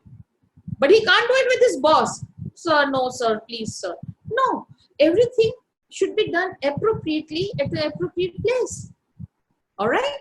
So, once the woman is married, she knows now she's getting married to a man, she should put her feminism in front of her and the masculine energy at the back to call as and when needed. But when we forget to do that, then it becomes a gay marriage. And then there is a power game. The best work to do is, we do a lot of it with the soul group constellation work that I do. We really balance that masculine and feminine, this thing. Rest, do it with mindfulness. Why I am doing this? Why I am behaving like this? I want to provide or protect, but that's not my job. His job, let him do it. Slowly, you will learn that allow the man to protect and provide and allow yourself to nurture. The balance will come. It absolutely does not matter. Mean that don't go out and work. Please work. Please earn money. The thought should be different. Your thought should be that I am earning money to nurture my family and not to provide for my family. So even the man in the family is bringing 1/10 of the money that you bring. It doesn't matter. That is providing. So your essentials, your root chakra, you should take care of that. So bring your ration, your food from his money. Rent, if you have to pay, paid from his money. Roti, kapda, makan, that's your root chakra. You want to go buy a car, you want to go out for holidays. The child doesn't want to eat chapati, he wants to eat pizza. All these is nurturing, do it. Nobody is stopping you. But respect the providing that your man is doing. But what happens is, if supposing we are earning money, we say, okay, we are equal, I and you are equal. But when you are equal, then do you have that strong sensitivity that he has? Because if his boss yells at him, he doesn't go out crying. He doesn't show it at home. But you do, because you're more sensitive. So be very clear. Ye beech mein mat phaso. Yeah, I am the man and I am the woman. When I want, I will become the provider, and then I start talking. I'm also earning equally for whatever you are earning. And then later on you say, no, but being a woman, you can't do that to me. You have to give me the seat in the bus. Stop being confused in life. Be sure what you are. Whatever is needed. If you have to need money, you have to go out, you have to earn, please earn. Please give it to your children, whatever you want. But with the thought of nurturing and not providing. It is a thought I am talking about. It is a thought that creates problem. It is not the action. Action, you do what you want to do. Change your thoughts. Okay, that will help. And then you will find prosperity. Why woman is called the Lakshmi, the goddess of wealth? She knows how to nurture. Man comes and gives, this is for all the men on the forum. When you earn money and you give it to the woman of the family, the feminine energy of the family, whether the mother, the child, the daughter or the wife, or daughter-in-law, whoever you give. But when you come, what you earn and give it to the feminine energy, next time when you need money, whom will you ask money for? You will ask Lakshmi to give you the money. Only when, and where will Lakshmi get the money from? From the feminine energy. And this is how the cycle goes on. When man needs money, he asks Lakshmi. When he gets the money, he gives it to the feminine energy. Feminine energy is the Lakshmi. When you need again, she will give it to you. But if you earn money and you do not give to the feminine energy in the family, the chain breaks. And that's why in such families, you don't have prosperity. Even if you earn whatever you want to earn, as much you want to earn, please earn. You will have no prosperity. The money will go away. Because it will get stagnated. Money is energy. And every energy needs to be kinetic. Every energy needs to move. And if it will not move, it will get stagnated. It will be finished. Badbu aati hai, stagnated cheese also. This is stagnated water se aati hai. All right. Any other question, Kavita? Yeah, so many questions. So now I'm taking up Asfia's question. If someone I will treat as another elder in some way, and now if the person is no more, and if he feels that some issues is a result of that ill treatment or a return of that karma, how to heal that emotion or guilt? Yeah, so if that person is not alive, doesn't matter. It is all about you. You are alive. That person has done what that person was supposed to do. Now it is about you. So just see whatever ill treatment that person has done, even if he's not in this world, see how has it benefited you, period. It's all about you. And once you know how it has benefited you, how you have achieved what you were supposed to achieve, and why did you allow him at all to do what he did? Once it is done, forgive him. Forgiveness has to be in your mind. That person doesn't have to sit and listen to your forgiveness story. Okay. Gratitude. Thank you so much for coming in my life and finishing it off. Somewhere you have done something. So just check. Next. Next is Tanvi's question. Ma'am, if we forgive and try to complete the cycle and think it's over, what if the other person still carries the grudge or emotion? Will it still then it is his karma. The karma? Yeah. You are out of the karma wagon. But, so for example, this person has hit you in one life. Okay? You decide not to create a new karma. So you go and tell him, I'm sorry. Or even if you don't say sorry, you just tell him, listen, I forgive you. I finished the story here. I don't want any revenge. I will not talk to you. I will never meet you again. Even if we meet, I will never be with you. But from my side, I've forgiven you. It's over. Now, if that person says, go, I don't want your forgiveness. Which means, if you have forgiven him and you have no emotions for him, any anger or anything for him, you are out of the karma wagon. That person is still there. Okay. Now you do not need to bother, because if that person has hit you, his energy is not with him, is incomplete. most of the time, the masters come down in such a way and return them their energy. You know, have you seen on this road? It's a very interesting thing which happens many times, and I used to see it and I used to wonder why it happens like this. You are on the road, somebody came and hit you from the back. In the bargain, you hit the person who was in front of you on a bike.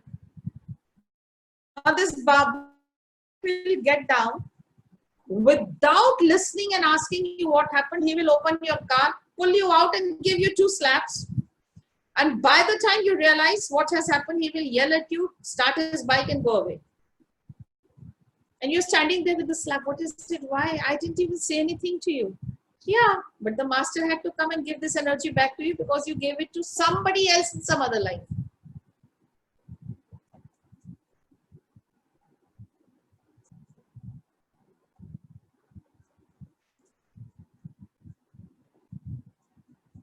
Is it clear? So, if you have to come out of the karma wagon, you are most welcome to jump out. Let the other person, somebody will take care. He'll do that.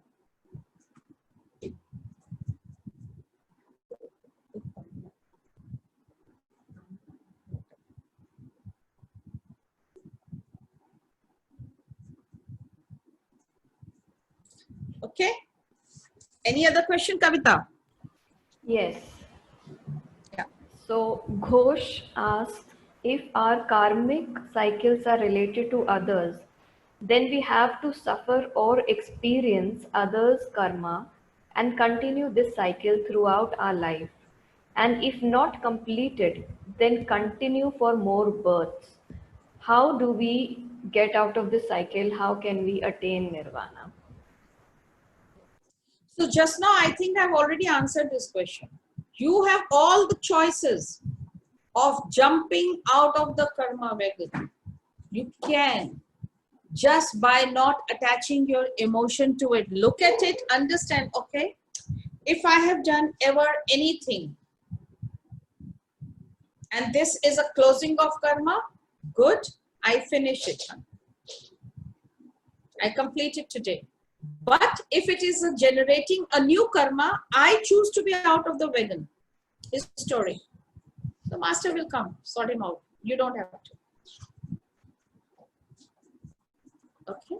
Next question. That is how. How to attain nirvana? Nirvana, again I said, by just making sure that everything that you do is kriya and not karma. And how you make it? Because in everything that you do, don't attach your emotions. So work and heal on your emotions. Emotions which are coming from you to you from the present life or the past life. If you want to go to the past life and heal it over there, very good. If you don't want to do it with your knowledge, understanding, experience, awareness, whatever goes wrong in your life and you surrender and you say, if this is the new karma, I surrender, I don't want to start. And you don't attach your emotions to it. This is also possible. Without any technique, any modality, you can actually work on your emotions. Very good. That will not create new karma for you. Karma only comes with in actions when you attach emotions. Otherwise, it's kriya. That's the difference in karma and kriya. Okay. Next one now. Yeah. Namrata says, ma'am, if the child has stopped the father's aggression and violence, but happens to attract the same kind of spouse, is it anyway related to her life purpose to change the partner? No. It can also be the reason that when she stopped the father from picking up hands on the mother, there was a lot of anger and hatred and judgment in her for the father. But if she stopped it because I don't want it in my universe, without judging the father, without hatred for the father, without any emotion in it, then she will not attract it. For sure.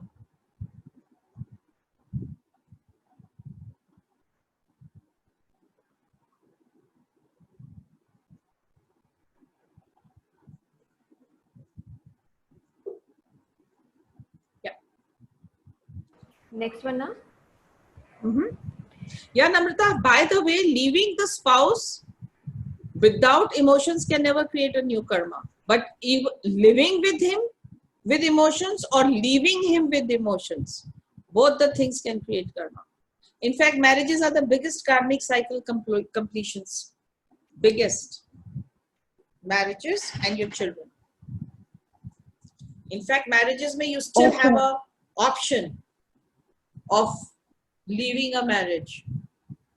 Incomplete, keeping the marriage, in keeping your karmic cycle incomplete. You can do that. With your child, you can't do that.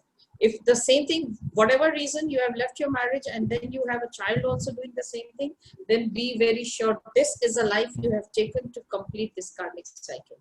If you could not experience and learn it from your husband, now you're learning it from your child. Because leaving the child is not an option, especially for women. No, ma'am, without the child, if the wife has left the husband, but honestly, the wife keeps on getting this thought that probably because even she gets this messages from the surrounding that you are the only person that can change this man. And the wife also keeps on having the same thoughts. So in that case. Yeah, so the best is if everybody is telling her and she also feels that she's the only one who can change the man. She has to sit down and think, is it a theme? And if you have to change somebody, why should you experience pain? You can also change other person by giving him the knowledge. So I am doing the same thing. But I don't have to experience pain because of that.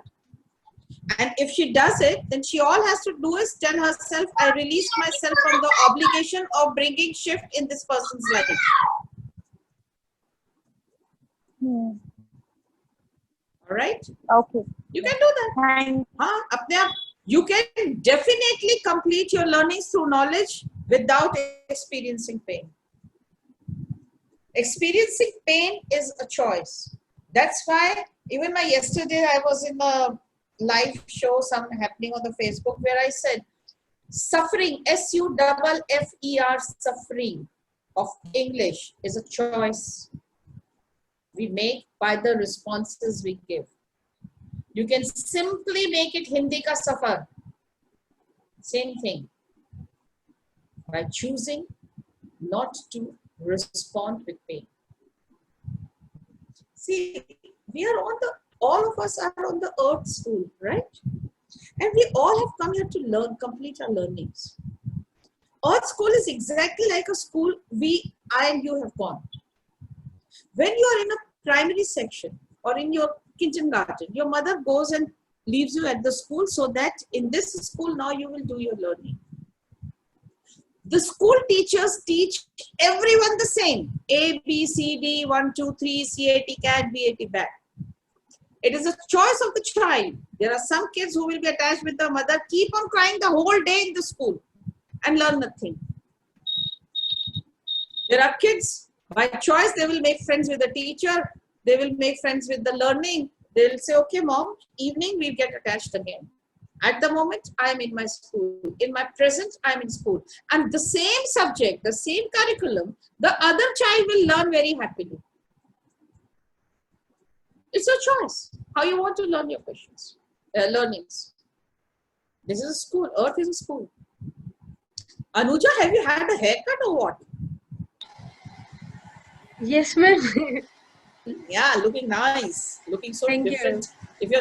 If your name was not there, I wouldn't recognize. Who is this English name? Thank you, ma'am. Thank you very much. Good to see you. Yeah, anybody else? How is lockdown in your Dubai?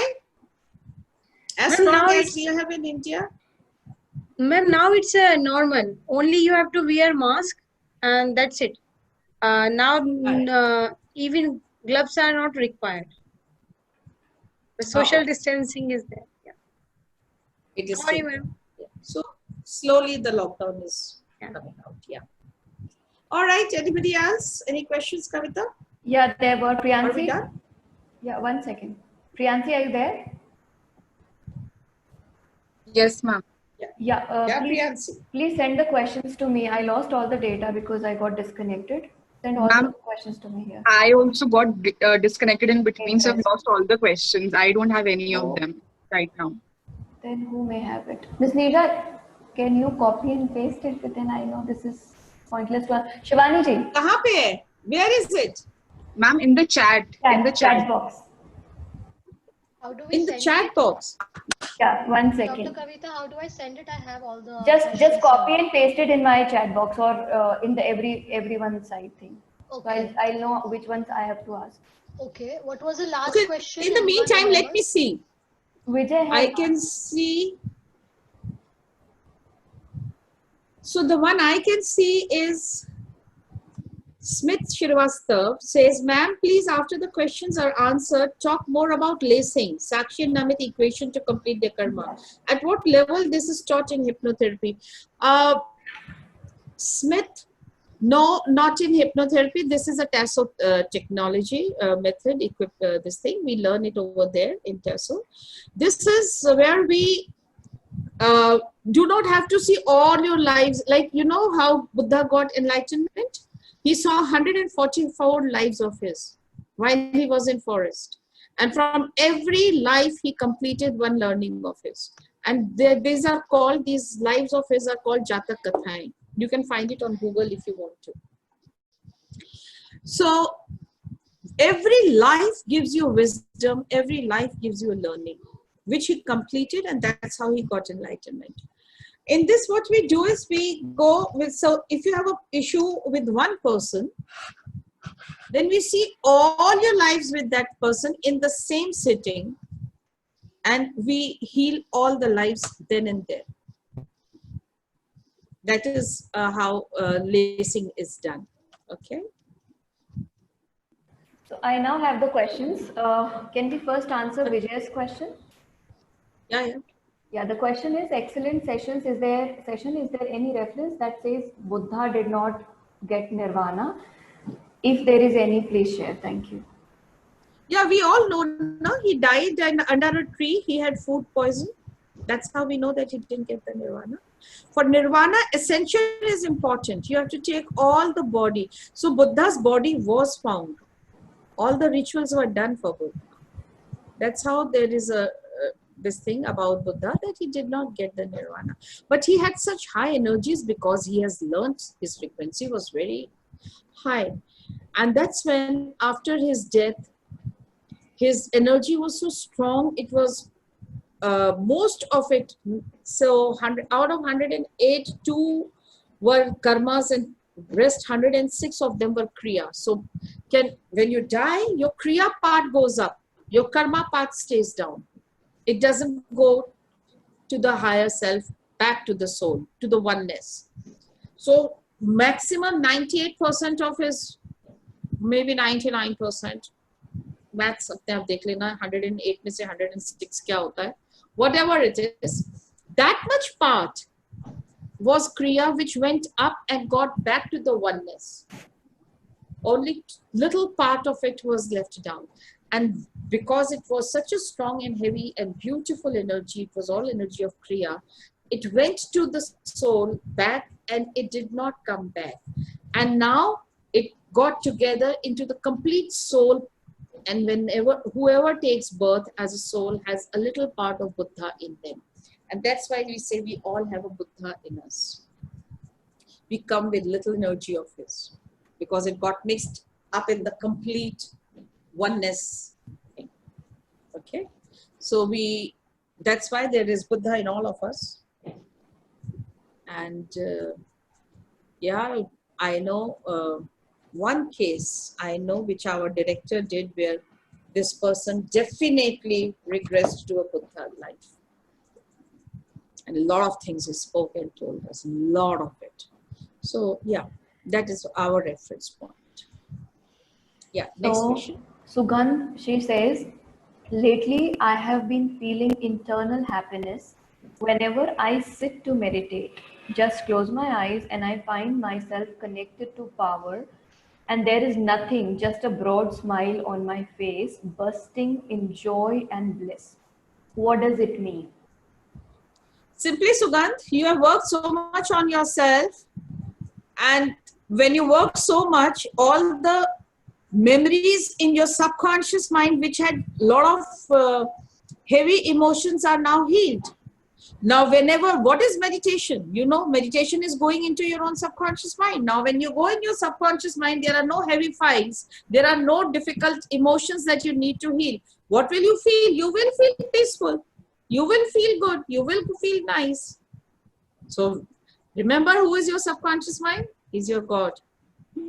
I Your always subconscious mind is your God. feel this thing कि मतलब एक लगता है ना कि आपको अब regularly इस पोजीशन में रहना है, बैठना है, अपने आप को हील करना है. Earlier I was not into this at all. मतलब इतने heavy emotions थे, 10 चीजें दिमाग में चलती थी, When but your अब एक्स्ट्रा emotions वो are very चलने का heavy, प्रोसेस नहीं है.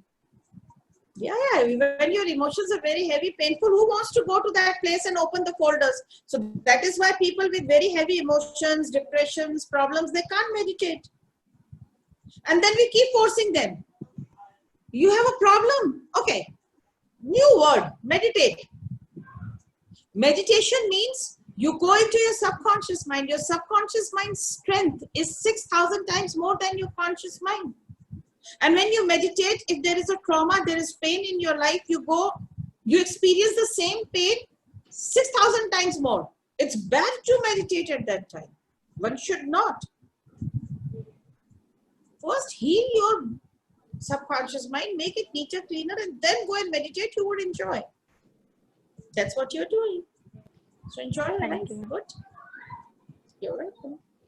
Garima Anybody asks, else? yeah, Garima is saying, can lacing be done in the first session itself? No, not at all. Not at all. Priyansi. Yeah, you have to do many therapies. You have to heal yourself completely. You have to first of all heal your current life. Heal all your inner children. And then we will touch your past. Healing your past will never give you the results that you're looking for because your current life में virus है. कुछ भी डालते रहो पीछे से निकाल के साफ सुथरा, the virus will still show.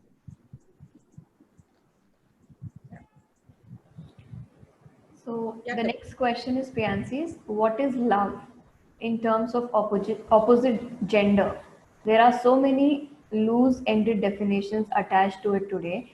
If you could enlighten on the term, and also how do we know that we are actually experiencing it? Priyansi, मैं भी ढूंढ रही हूँ. What is love? Okay. Yeah. What is love? First of all, love is something that you experience. It's a feeling which you feel in your own body when you think about a particular person. It is not about others. It is easier for us to say, I love you. And you know, the best part is when we tell other person, I love you, we feel very great about it, as a very great thing we have done. The reality is, when you love somebody, the feeling that you experience in your own body is a very good feeling, and that is why what we love. It is our experience, our feeling.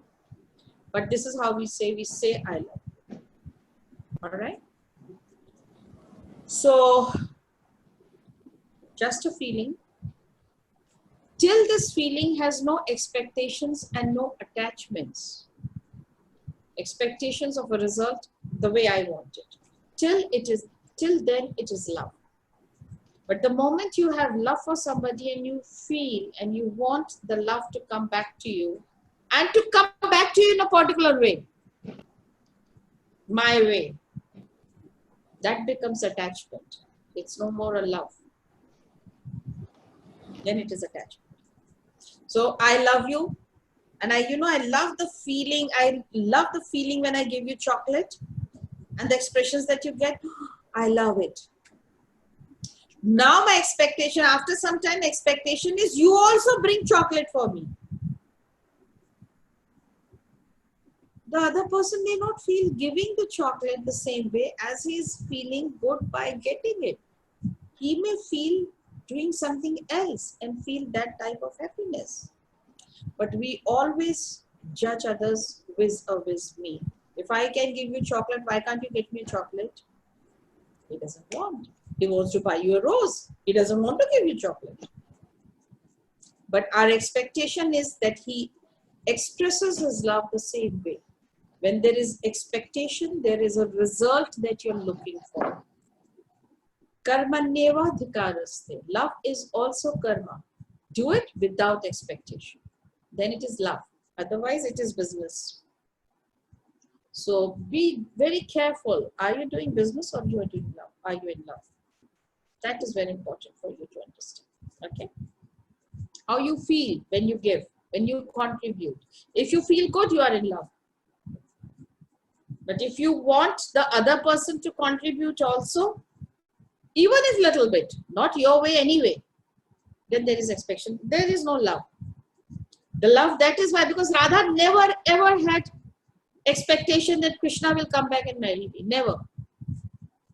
Meera married to somebody else. Totally convinced in her bhakti ras with Krishna. Nowhere she is expecting that Krishna will come and marry me. Nowhere she is expecting Krishna will understand me. He'll get me chocolate. Nothing. He will protect me from my husband. No. That's why she got nirvana. Meera got nirvana. She was convinced her bhakti was, this man is a period. Didn't matter what Rana is doing. He sends her poison in the milk, doesn't matter to her. Doesn't affect her. Whatever he's trying to do with her, it's not giving her any emotion. She's not feeling guilty about being married to somebody else and love with somebody else. She is not angry with Rana that he is doing this to me, trying to kill me. Nothing. Her focus is Krishna, period. Yeah. Doesn't matter. She got nirvana. Okay? That's love, where you don't expect it. Very difficult, huh? It's not easy to practice, so don't even try it. I mean, heal your other things and then try it. When you have time. When you reach my age, then you try to do that. Okay? May I speak in between, please? Come again? You'll have to be louder, Jaya. Little louder. Speak in between, please. Am I permitted to speak in between? Yeah, sure. Why not? It's a forum for everyone. I'm feeling the emotion of love and gratitude for you. I didn't want to let the moment go, so I wanted to say thank you and I love you. I can feel it right now. So I didn't want to let the moment go, ma'am. It's a blessing when we have a guru like you in this Kalyug. It's a big blessing. I've always said this to you. Just to listen to you is bliss, you know. You don't need to go anywhere to meditate, do anything. Just sit and watch you, listen to you, and you're in bliss anyway. So this is from my heart. Thank you so much. Thank you. That's all I wanted to say. Thank you. And to Kavita also, I cannot miss my two teachers, one younger, one elder, but both amazing. Thank you. Thanks, Jaya. This is very encouraging. And yeah, definitely I am, at least I know about myself. I don't know about Kavita, but I am a human. And yes, I like to be appreciated. Without emotions. If you won't appreciate, so if you will not appreciate, I won't get angry. But if you will appreciate, I like it. Without expectations, I like it. Thank you so much, Jaya. Thanks. Pleasure. Thank you, ma'am. Thank you, Jaya, and I am a superhuman today. Thank you so much. Okay. You've always been like that for us. No, some people, when we go to attend classes or listen, you have to, you know, concentrate, focus to get information. When you speak, it's melody, you know, like, okay, you know, just everything is clearing off. I'm sure everybody sitting here will vouch for it because we all learn something very important and go, which is, we don't ask you the questions, but like always, all the answers come. Everybody who's sitting here would have got their set of answers before they go, which is magic for me, which is beautiful for us. Thank you. Thank you so much, Jaya, because don't forget, this is my tick mark also with people. Somewhere on the soul level, a promise that I have done, and when I meet you people ask a question, and even if I'm able to answer one question of yours, to me it is also a tick mark to my bucket list, which I have committed somewhere. Yeah. And I'm sure there is a reason why I've committed, not that because I'm so great that I've committed. I must have done something wrong or something which has made me feel bad about my knowledge. And now Therefore, in this life, I have decided to impart it. Yeah, it is like that. Yeah. Thank you so much, Jaya.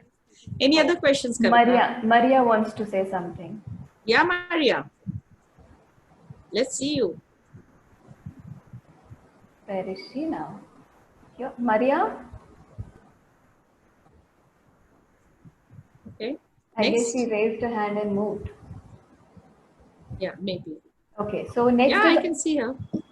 No, she's here. Maria is back. Yeah, Maria, Yes. you have a question. Oh. Yes, Miss Now Neerja. is your chance.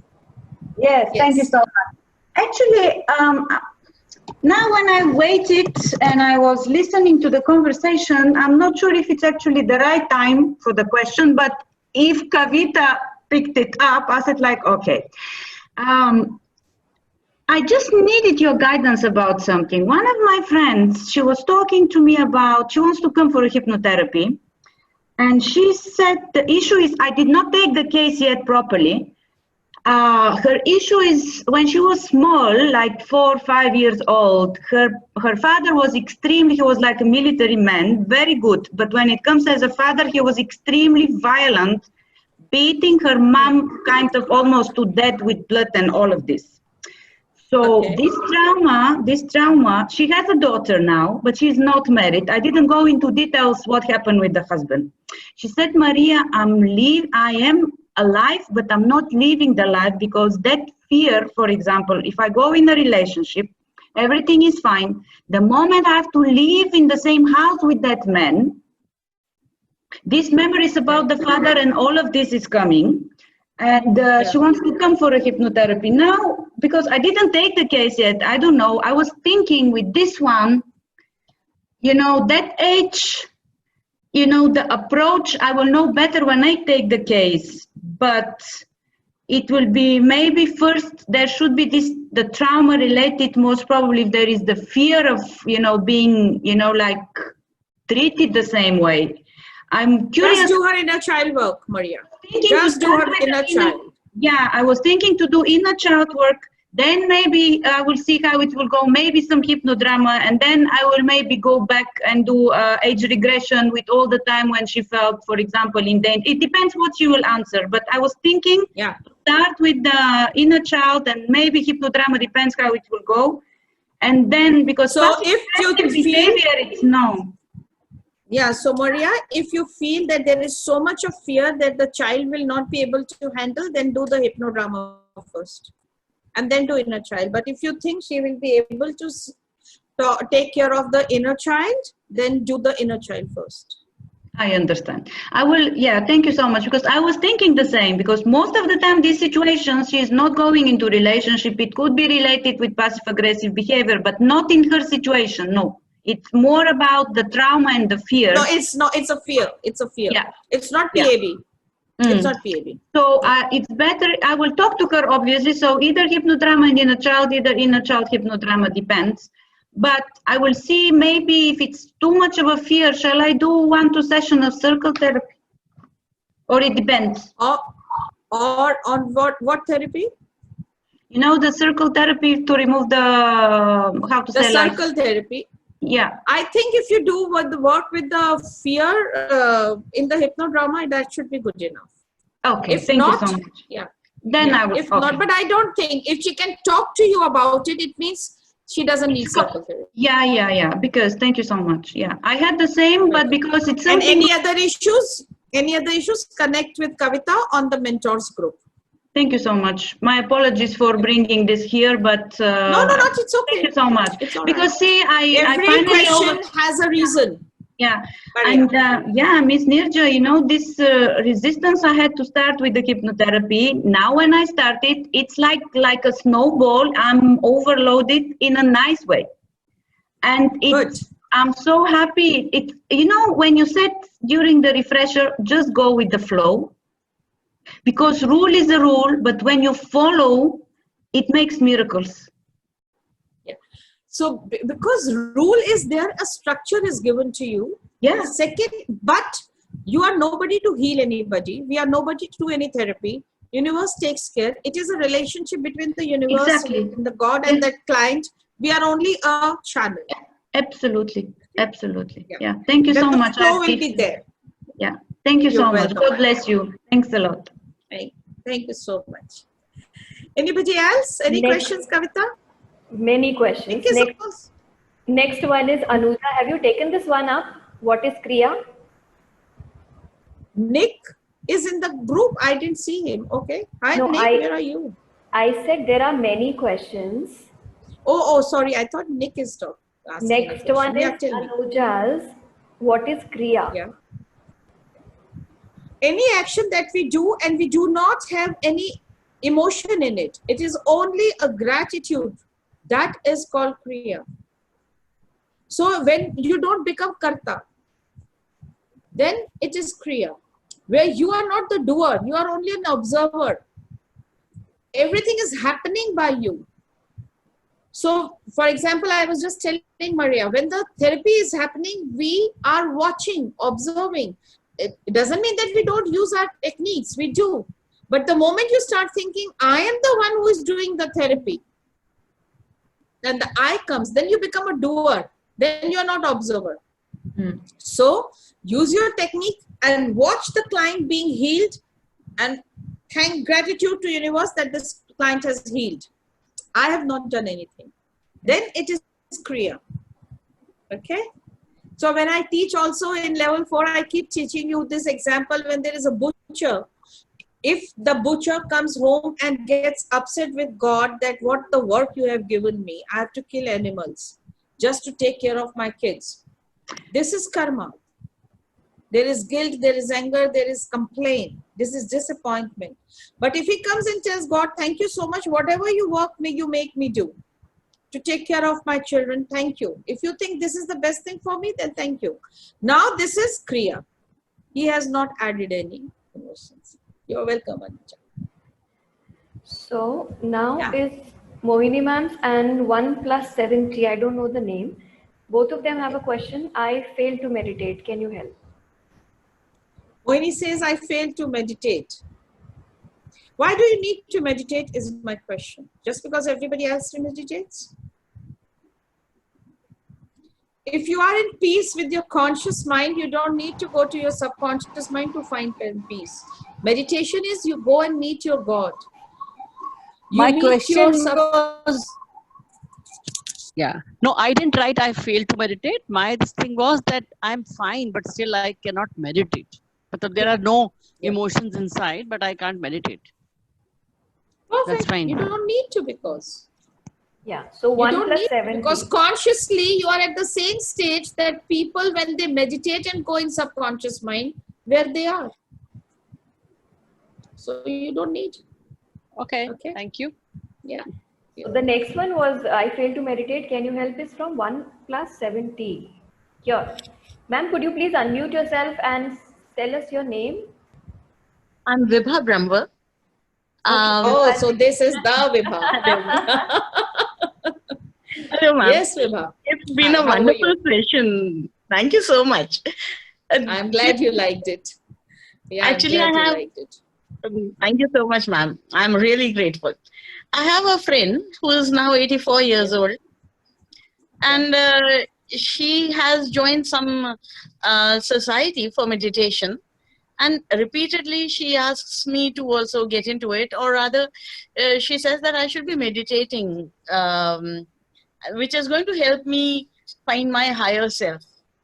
But whensoever I try to meditate, my mind actually keeps going back to things repeatedly.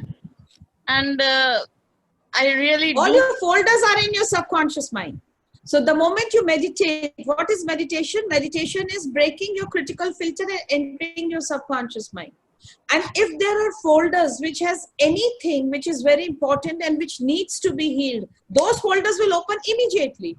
And you will go to your past. And you go to meditate so that I forget my past or those issues or my thoughts which are disturbing you. But they are the ones who, first of all, they will be opened because they need to be healed.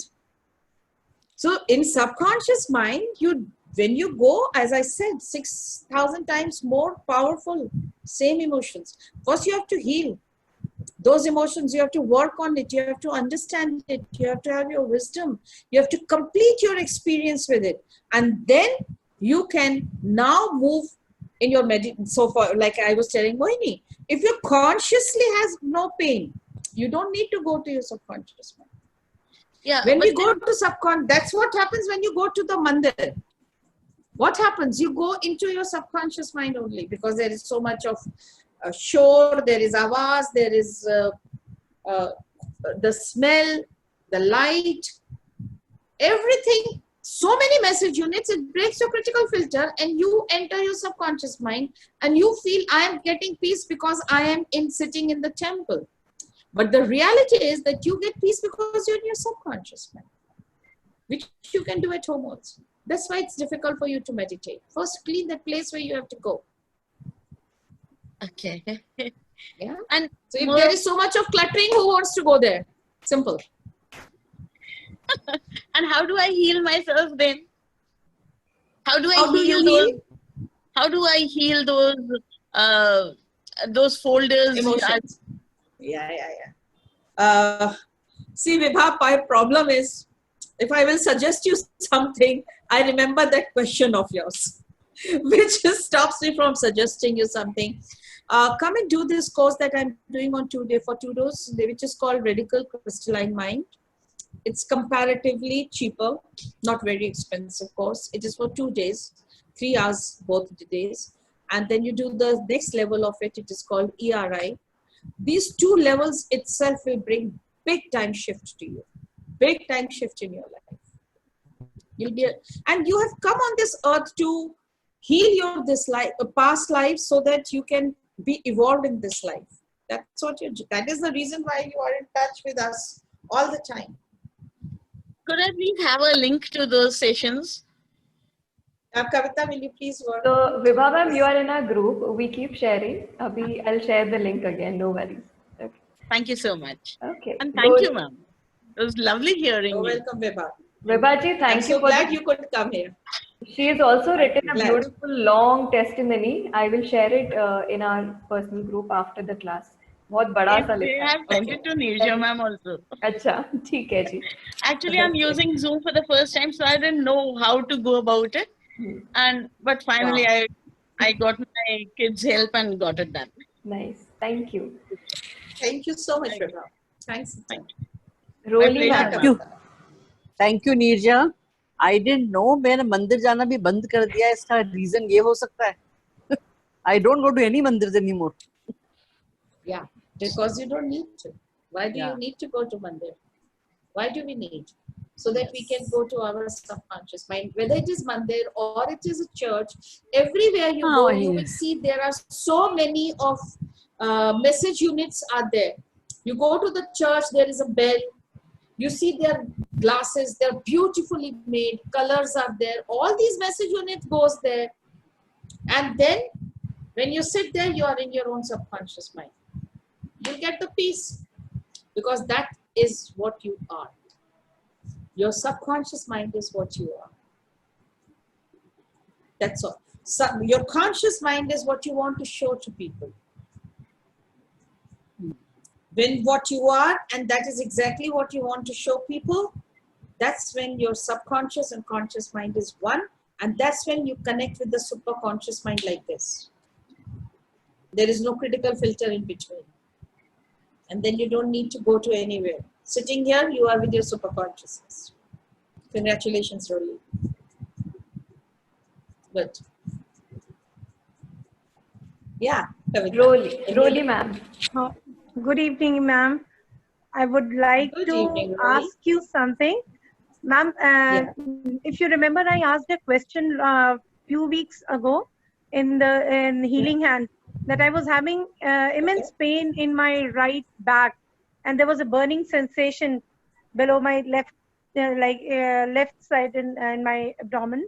And you suggested, I received so many advices, and then you suggested that I should consult a doctor as well. And I did that, and then I came to know that there was a stone in there was a gallstone, and I told you. And it was quite big in size, 12 mm, and it got stuck in the neck of the gallbladder. and the doctor suggested me immediate surgery. And because it was very painful, so I couldn't resist, and on Wednesday I got it done. So my You must have got gallbladder laser surgery done. Yes, ma'am. It was done through laparoscopy. And now what I want to ask, how should I take care of myself? Like after getting it done, although I have recovered very soon, and today I'm in a position, in a condition to sit and attend your session, and I was desperate for doing that. So, but now I want to know how should I take care of myself so that So it doesn't utter. understand, Rolly, you know how we work with body syndromes now? Yes, ma'am. What is gallbladder? What is the job of gallbladder? Gallbladder has the bile in it which neutralizes the acid in you. What are acidic things? They are the toxins. Toxic emotions are the toxins, and the job of the gallbladder is to make the toxins neutral. Now there can be two things. Either you have worked on all your toxic emotions in life and now gallbladder is not needed, the bile is not needed, either. Or there is a resistance in you to even let your toxic emotions come up. And therefore bile says, if you don't want to work on your toxic emotions, I am not needed. Okay. That's how the gallbladder gets removed. Check what is it. It's for you to check. Okay. But both of them can be the reason, whatever is the reason. You need to work on your toxic emotions. Okay. Thank you so much, ma'am. Thank you. So next one is from Aishwarya. She says, ma'am, what about the angels and the energies without bodies? Do they carry any karma when they help the energies on earth? If you don't have a body, there is no karma. The moment you have a body on earth, the karma story starts. Because experience you can only have through bodies. Ma'am, but some guiding angels of energies do help the bodies, right? So they also don't carry any form of karma. That's a job. They're doing the job. They don't get attached to you. You may get attached to them. They will not get attached to you. Okay, so Attachment brings karma, na? it's just like a kriya for them and not a karma. Yeah, it's absolutely clear. They're doing their job. That's what they are here for. They'll do and go. Okay. Doesn't matter to them. Yeah. Doesn't matter to them. Yeah. Yeah. Thank you, ma'am. You're welcome, Aishwarya. So next one is from Ishita. Where are you from, Aishwarya? Ma'am, I'm from Bangalore. You're from Bangalore. Oh, okay. Yeah. Yeah. So Ishita says, hello ma'am, I have been meditating very, very diligently up until December last year, when I had a premonition about someone close to me, and it did come true. And since then, there is a fear attached to meditation. How can I overcome this fear and enjoy meditation again? So what had happened? What did she say when she was meditating till December? What happened? Premonition. Matlab, maybe she has seen someone's death or something. Yeah. Ishita, are you there? Yeah, she's here. Yeah, Ishita. Hi, ma'am. Hello, ma'am. जी इशिता जिंदा है? बिल्कुल जिंदा हूँ और अब तो मुझे कभी-कभी डाउट हो जाता है आपके ऊपर. नहीं, अब मैं ना शर्म से गायब हो जाती हूँ. मैं प्रैक्टिस भी कर रही हूँ, तो मैं आपको कॉल करूँगी. पहले तो मैं शर्माओ नहीं. गायब हो जाती हूँ. नहीं शर्म से गायब मत हो प्लीज.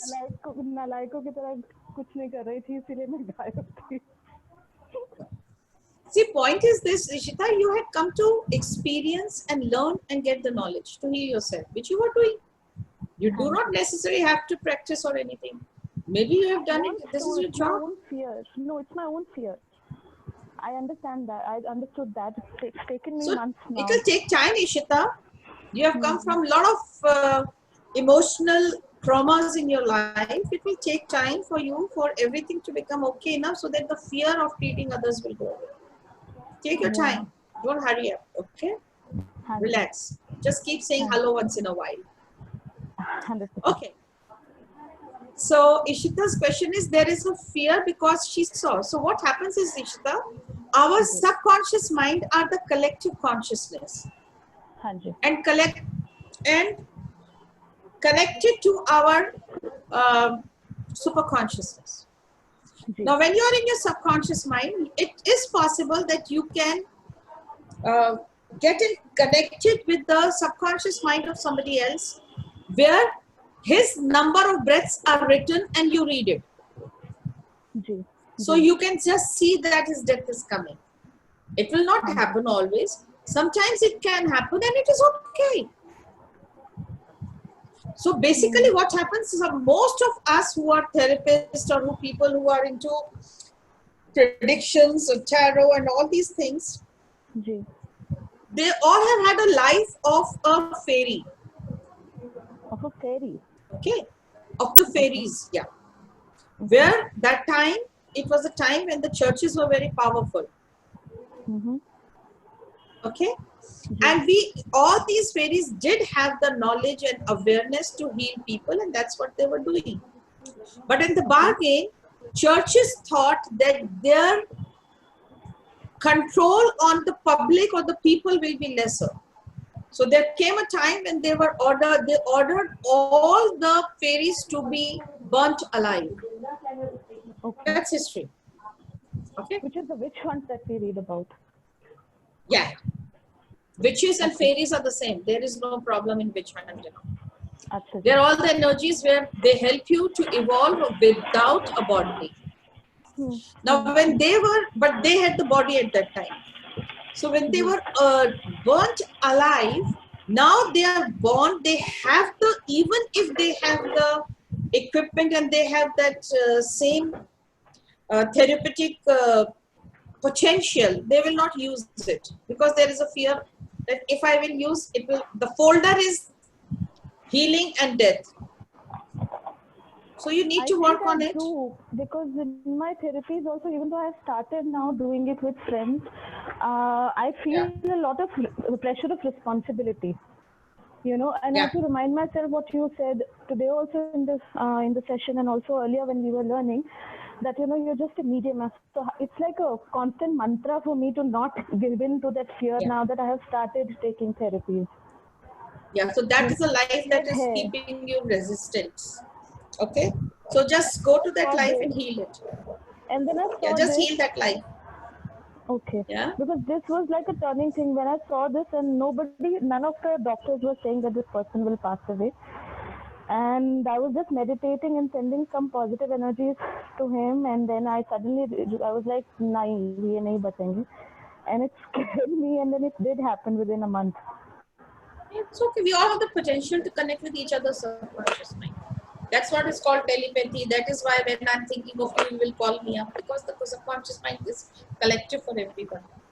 हम अपने critical filter से अपने conscious minds को और अपने उसको अलग कर देते हैं.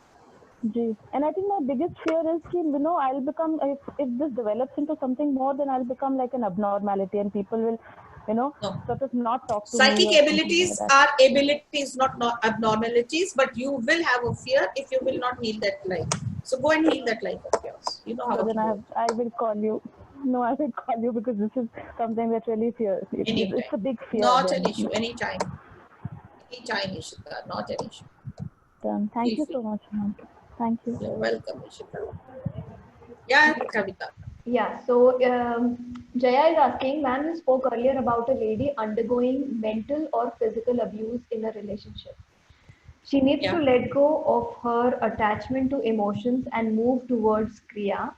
But in that mental state, how does one move her towards Kriya? No, she doesn't have to move from karma to Kriya. She has to complete the karmic cycle. There's a karmic cycle. There is so much of emotional traumas. There is a domestic violence, and there are so many other things that are disturbing her. She has to complete the karmic cycle by understanding it. And it's, Jaya, if it has come in your universe, there is a reason. You have to help her in doing that. You're equipped for it. You've learned it. Do it. Take her out. That's why she's in your universe. But Yeah. In such a situation, to even heal the karma is difficult. So moving a person into kriya will be very tough. No, you don't have to move them to the karma. You don't have to take her to kriya. You have to complete her karmic cycle. You cannot tell her, please keep getting the beatings and the abuse from your husband without having any emotions. You don't have to do that. Of course, if you are being beaten up, there will be emotions. But where is it coming? Why is it coming? What is it teaching her? Once she has finished that, then either the environment will change, the man will stop beating her, or she will be out of this marriage. Or he will be out of the marriage. I don't know. Yeah. Ma'am, this is for a person who is in a lot of problem and trauma. People like us who have gone through sessions with you, we are meditating, we are praying, we are healing ourselves. We are in better situations than a person like her. If we want to move from karma to kriya, ma'am, it is still very tough because we always experience the emotion.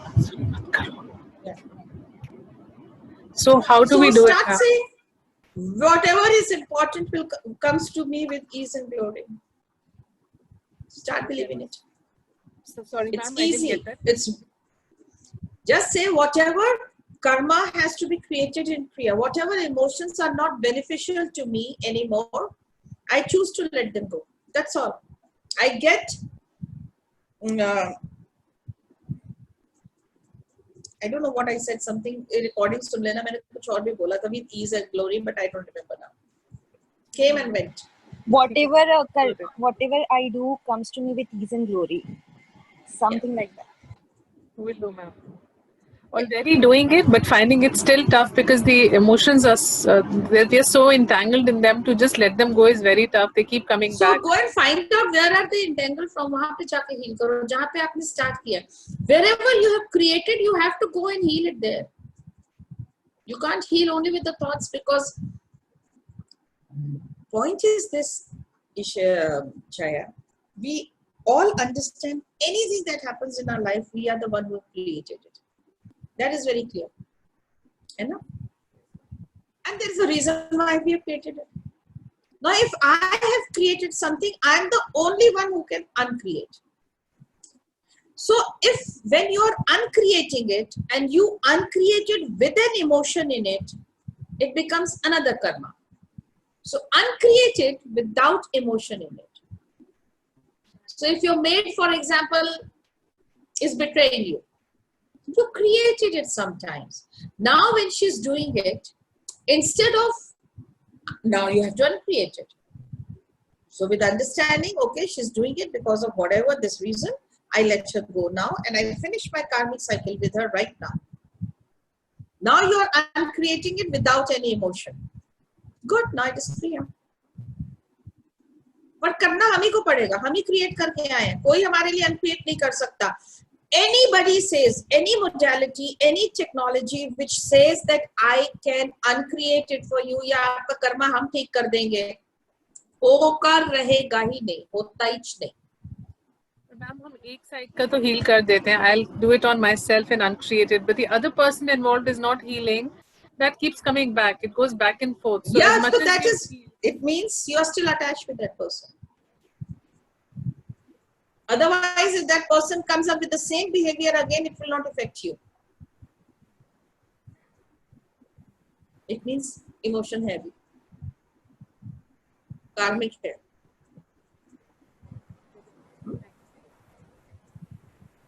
Jaya, your final life between life ka therapy, the lesson you have to learn through the pain. Just keep that in mind. उसको निकाल दो, तभी pain नहीं होगा. Say that again. You came to the life जब हमने आपका life between life किया था level 4, right? So the lesson was I have to learn through the pain.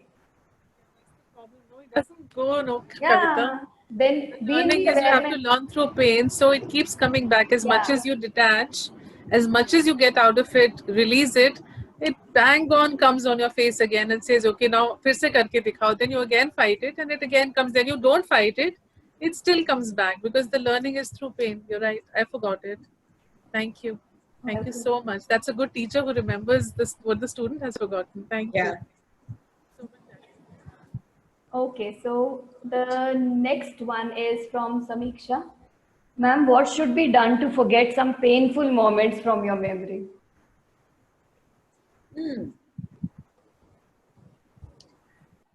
Samiksha, Kavita will just do an EMT and show it to you, how and what to do. So Kavita will do, and I will just put off my video for 5 minutes because I'm so hungry. I have to eat something. Kavita, Sure, EMT ma'am. bata do to everyone, whoever is here. Okay, Samiksha. Sure, ma'am. Thank you. Samiksha, could you please switch on your video? Yeah, sure. Sorry, I am not in the light right now. So from the darkness to the light, just come in the awareness. Yeah. Right. So now just lift your left palm up with 3 right hand fingers, and rotate it clockwise like this. Whenever I ask you to stop, like we'll repeat one statement thrice, and then I'll ask you to breathe out, blow away. Okay. So you have to put your hands on your thymus like this. I can't see you, Samiksha. Sorry. Yeah, that's the best one. Yeah, if you can keep it like that. Yes. Yeah.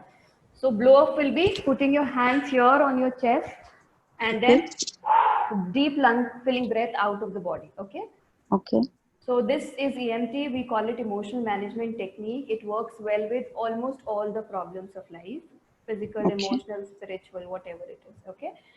So generally, how do we start is before beginning the statements, we check the subjective unit of discomfort, SUD we call it, which is like, how much is it from 0 to 10, 0 minimum, 10 maximum. So how much is the painful moment in your memory at this moment?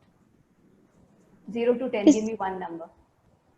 9, I think. 9. Okay, so lift your palm and then keep rotating it like this.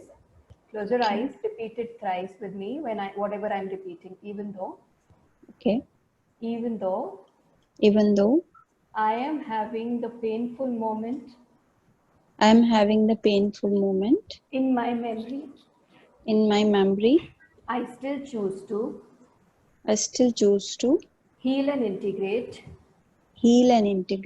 that part of me. I love and accept myself. Exactly as I am. Even though the painful moments are still there in my memory. I still choose to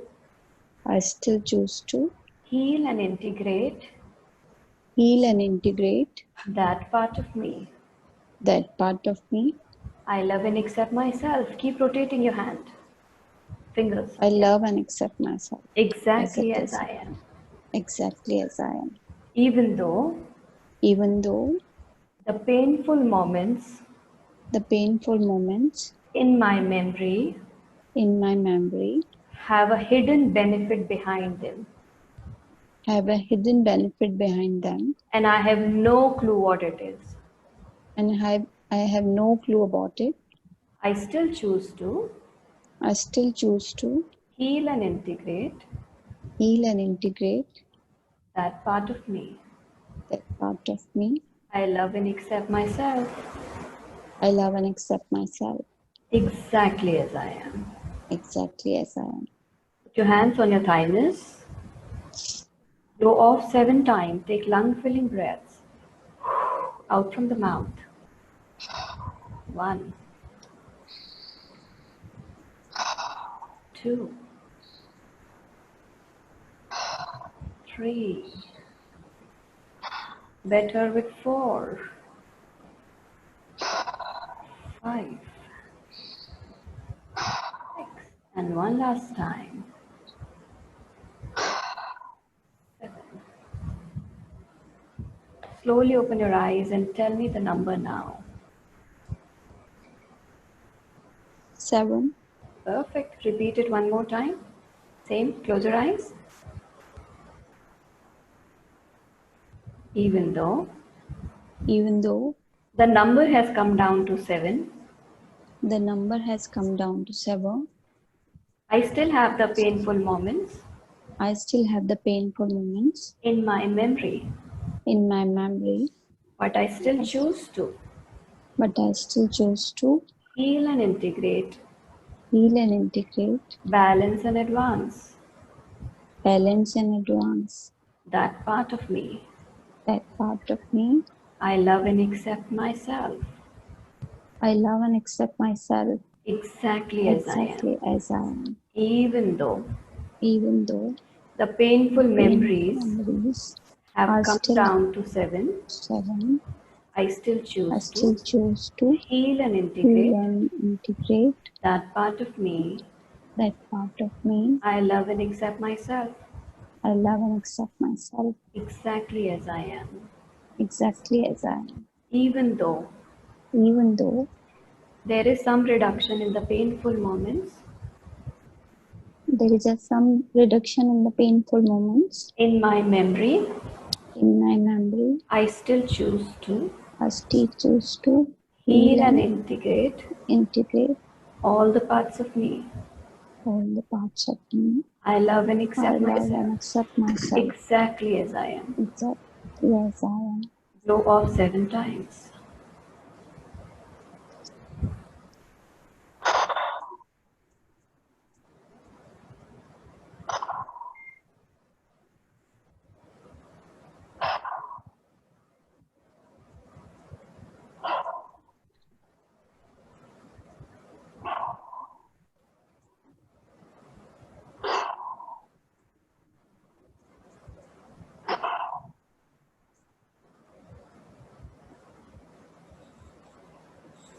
What's the number now?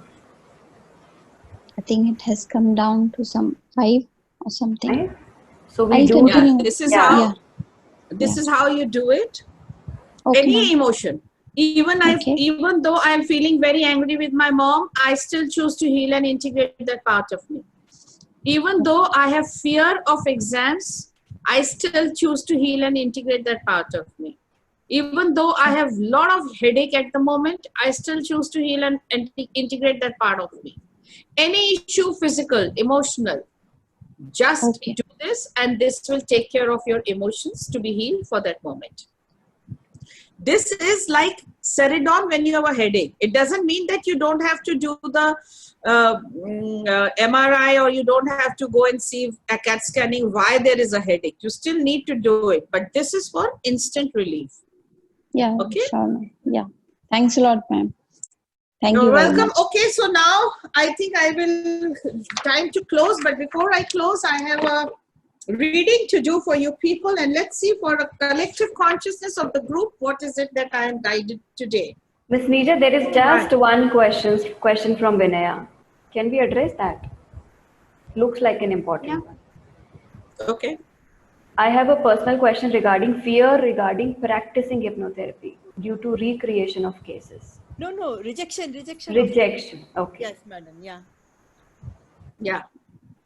Namaste, madam. So as I said, rejection and the fear of the cases being rejected is only a reason that your mind has created so that you don't do therapies.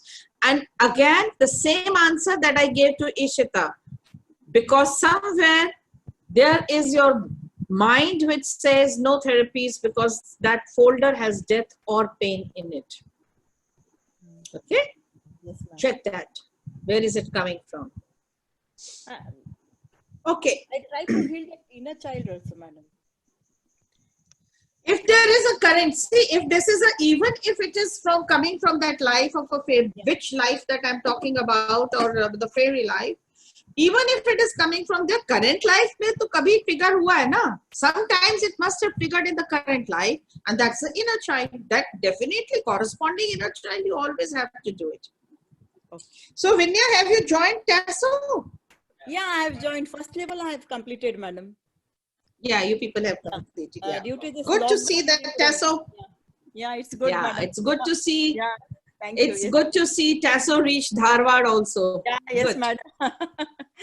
Yeah, it's Miss all Neerja, been blessings. Yeah. Miss Neerja, one last question. How many times it is last? This time, pakka last. Okay. Kamya asked, ma'am, if you love learning, but you feel scared of having knowledge. Lot of question marks. And more than that, using that knowledge, 3 question marks.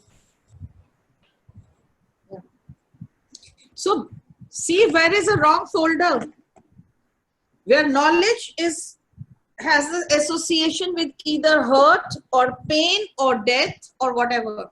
But the folder, 2 different folders, 2 different papers have been put together in the same folder. And that can definitely deter you from using knowledge and even going for knowledge. I'm even It can be asking this possible. question is giving me a lot of anxiety right now. Yeah, because then something is getting triggered now. Come here. That is what is triggering. Where has it you have associated either death with knowledge? So I think we were doing it in our last class. There is this person who has lots of knowledge, and to the extent that this person can see the future also. And then he's known for it, and then the king calls him one day, and this person goes over there, and the king says, I am going to marry this woman. What do you think about it? And because he has the knowledge of future prediction, and he uses it, and very honestly he says that this woman will be the reason for your death. Now the king is so upset that king gets his head chopped off. In this life, there is no way he can use his knowledge of any knowledge which has anything occult sciences. He will not use it. Ma'am, actually, because association, the folder is that knowledge means death. If I didn't have the knowledge, nobody could have killed me. That's where. So just check your folders. Okay. Okay, ma'am. Thank you. Welcome. So combined all the questions that you people have asked me, I'm going to do one reading for everyone. And this reading is coming to me is that enjoying with others. Reminder to invite and involve others to have fun and joy with you as you enjoy your life, which means inclusive. Include others in your life. This is the message for all of you. And let the fountain of joy within you to inspire others to awaken the joy in their life. Collectively enjoy, celebrate, and have fun with all who are around you. If sadness and grief could be contagious, happiness and joy could be more contagious. Enroll and inspire others to lead a happy life. Help them shed their inhibitions and experience the sheer thrill at the moment. Let your life be a series of celebrations. Others' inappropriate responses towards your joy and happiness could be a mere indication for you to proactively involve others in your experience. So most of the people who say when I enjoy, people get very jealous. They get jealous because you want to do it all alone. Involve them, include them. Don't have exclusivity. Enough of exclusivity. Inclusivity is what needed. We are the joyous beings. When we enjoy life, we are actually doing great justice to our existence. By rejecting the joy of life, we are rejecting the great opportunity of life.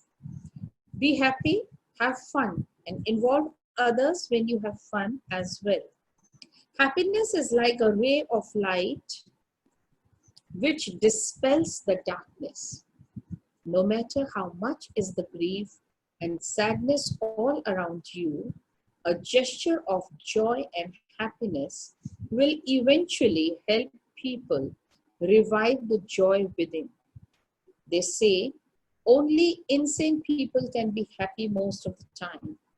However, ignoring the possibility of being happy would also be an insane idea. Might as well be happy along with your entire clan and community. Spread the joy you have within you. And the questions, if you do not feel enjoying all the time, if you don't have the joy in your life, the questions that you should ask yourself and find introspection ke liye, the questions that I'm giving you are, How can you inspire and involve others to have fun and joy? Second is, what are your beliefs preventing you from enrolling people in your experience of fun and joy? So many times there are, we have heard people saying, don't enjoy, don't laugh so much, because if you laugh so much, nazar lag jati hai, you have an evil eye, and then you will have to cry. Most of the time parents do say, if you're enjoying life, don't show it to anybody. Don't include them, because then otherwise, you'll have an evil eye and you'll have to cry. If these are the belief systems you have, please let them go. It's not needed. It's okay to enjoy. It's okay to show your joy. Okay? See a child. If you want to be a joyful, all you need to do is look at a child. How joyful he is. And he doesn't need a reason. I give them the pen, he will keep opening, putting it back. Opening, putting it back. Enjoy. He's joyful in this also. He doesn't need very expensive gifts. He is very happy with one pen. Anything. Give him a spoon and a bowl. We'll keep doing tick, tick, tick, tick, tick, tick. Enjoying. So it's so easy for kids to enjoy, because they don't have any belief systems yet. Their critical filter is not made. A child's critical filter is made by the time he's 8 years old. Till then he's enjoying life, and then the mother will start, no, don't laugh. Your aunt will see, then she'll feel jealous. And that's how we start teaching them. So take out all those belief systems that stops you from experiencing enjoyment by including others in your life. What is it stopping you? See that and include people. Okay? Yeah? So on this note, I will say bye. Whatever is the third Sunday next month, I will see you people again. 16th of August, we are meeting again with another Wow. Wow 5 it will be. Wow. Right. Wow 5 it will be. Pata bhi nahi chala, and 4 months have really gone back. Actually, this just kept rolling. Yeah. It's just that one day I was sitting, and in this period only one of my students said, ma'am, why don't we just meet on Zoom? We'll keep asking questions, no structure, no classes, nothing. We'll just ask and you answer. I said, okay, let's do that. And we started with a very small group. With God's grace, it's becoming bigger and bigger, and we are including now people who are also not my students. But initially, I was only doing it with my students. Good, the awareness should reach people. More and more it reaches, more and more my ticks happen, ready to... I feel great of completing my promises with people on the soul level, and ready to move on then in life. Then some time in my life I want to spend only with myself, and I can only do it once I finish with everyone. So thank you so much guys for being here, for being in my life, being connected with me and helping me to finish my bucket list. And I will be seeing you people very soon. In the meantime, anything that is not clear to you, please, the group will be on for a few days and you people can put your questions there. I guess we'll keep the group on. The only issue is the advertisements which bug us on and off. So if everyone else take the responsibility of just keeping a check on others, just let us know. So we can't do that, but what we can do is every Sunday, please open it up for them to put their questions. Oh, that's a good and then idea. close it. Wow. Yeah, just only do it for Sundays, so that people can put their questions. And the moment and if it is possible, I don't know if there is a system how to remove people who are putting undue things in our, this thing. Kavita, I think I and you need to look into it. No, I in the sense, them. No, I don't mean that. I mean to say why these people are coming in our universe, where they are crossing their boundaries. I and you both get upset with it, and we both need to look into it. If we can work on it and we don't feel any emotions with their entering in our boundaries, they will stop entering. So I think it's I who will need to work on it, and so is Kavita. Yeah. All right. Thank you, ma'am. Thank you so much. जितनी बार सुनो उतनी बार नया चीज सीखने को मिलता है. Thank you, ma'am. Thank you, Neerja ma'am. Thank you so much, ma'am. Thank you so much. Thank you I will so leave much. now. Yeah. so much, Love you. ma'am. Okay, Thank guys. you, ma'am. Thank you, everyone. Thank you, Kavita, ma'am, too. Welcome. Bye. Bye bye. Bye. Bye-bye. Thank you, Good Kavita night. ma'am. Thank you. Welcome. Bye.